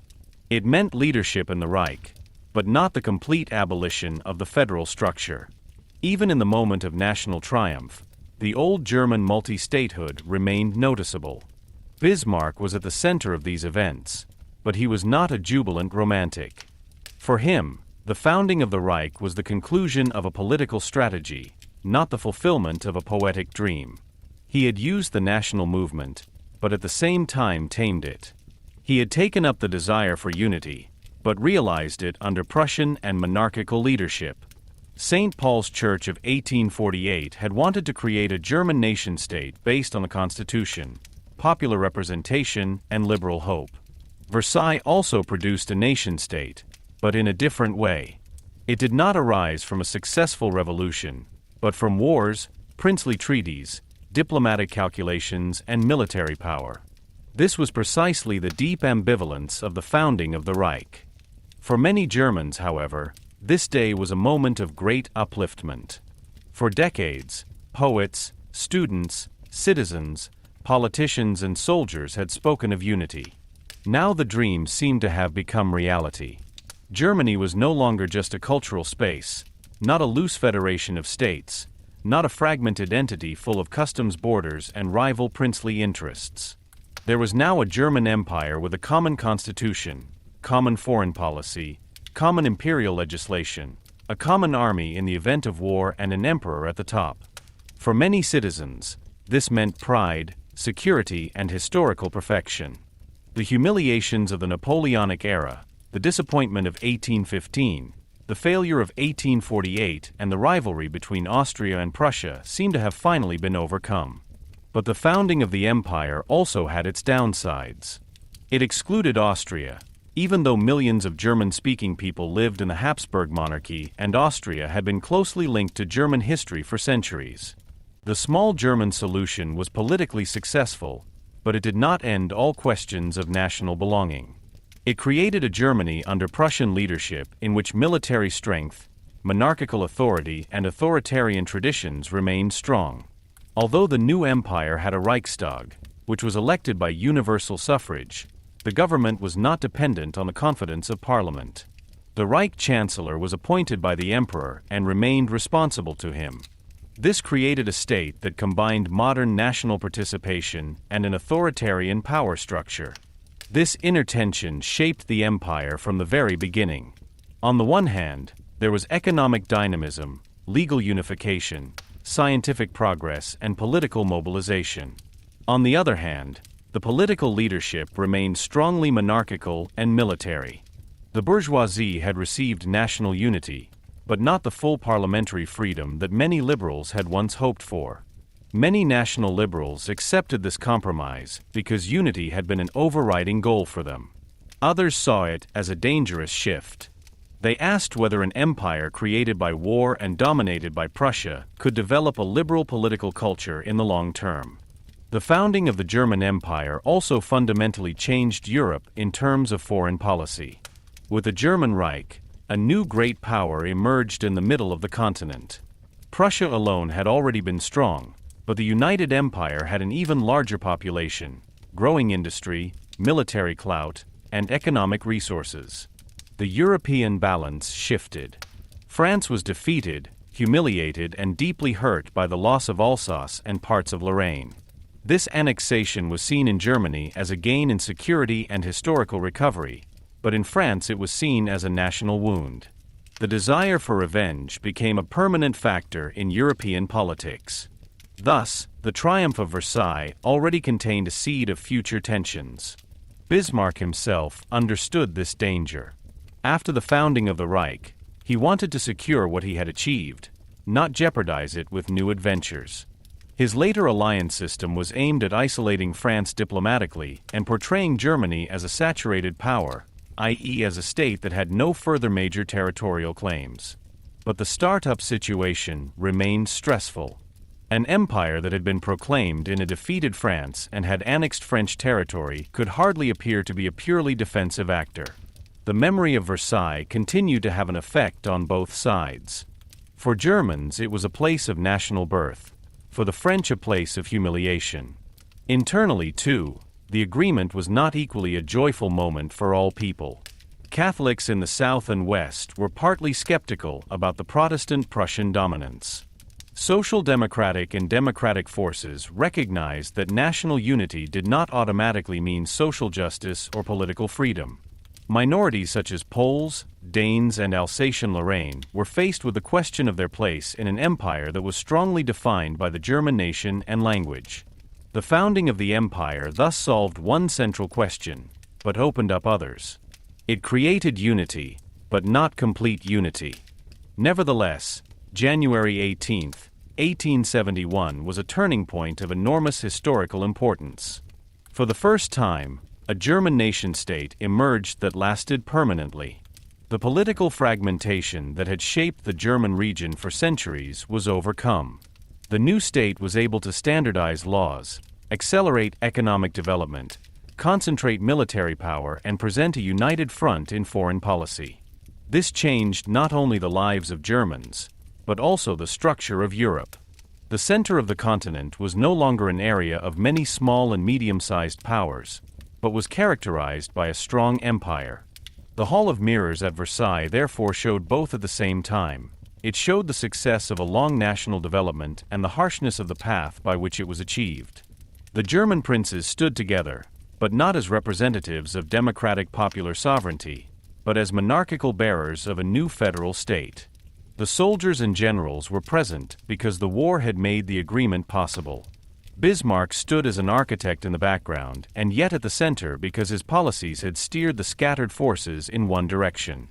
Wilhelm I accepted the imperial dignity, but not without inner reservations. So even the triumph was not a simple, pure moment of jubilation, but a picture of political compromises, personal tensions, and historical contradictions. Thus, the long road to the unification of Germany did not end with a complete solution, but with a mighty beginning. The German Empire of 1871 was strong, modern, and full of energy, but also burdened by its emergence from wars, by the dominance of Prussia, by the weakness of parliamentarism, and by the enmity with France. It fulfilled a dream, but it did so in a way that asked new questions. Was the unit worth the price? Could a more democratic path have been possible? Did Germany have to come into being through blood and iron, or had the failure of 1848 made this path probable in the first place? The founding of the empire in Versailles was thus not only the conclusion of a history, but the beginning of a new era. Fragmented Germany had become a nation-state. Prussia had become the leading power of an empire. The German question had become a question of European power. And the triumph of 1871 gave rise to an order that was to shape Europe for decades. The unification of Germany had been achieved, but its consequences had only just begun.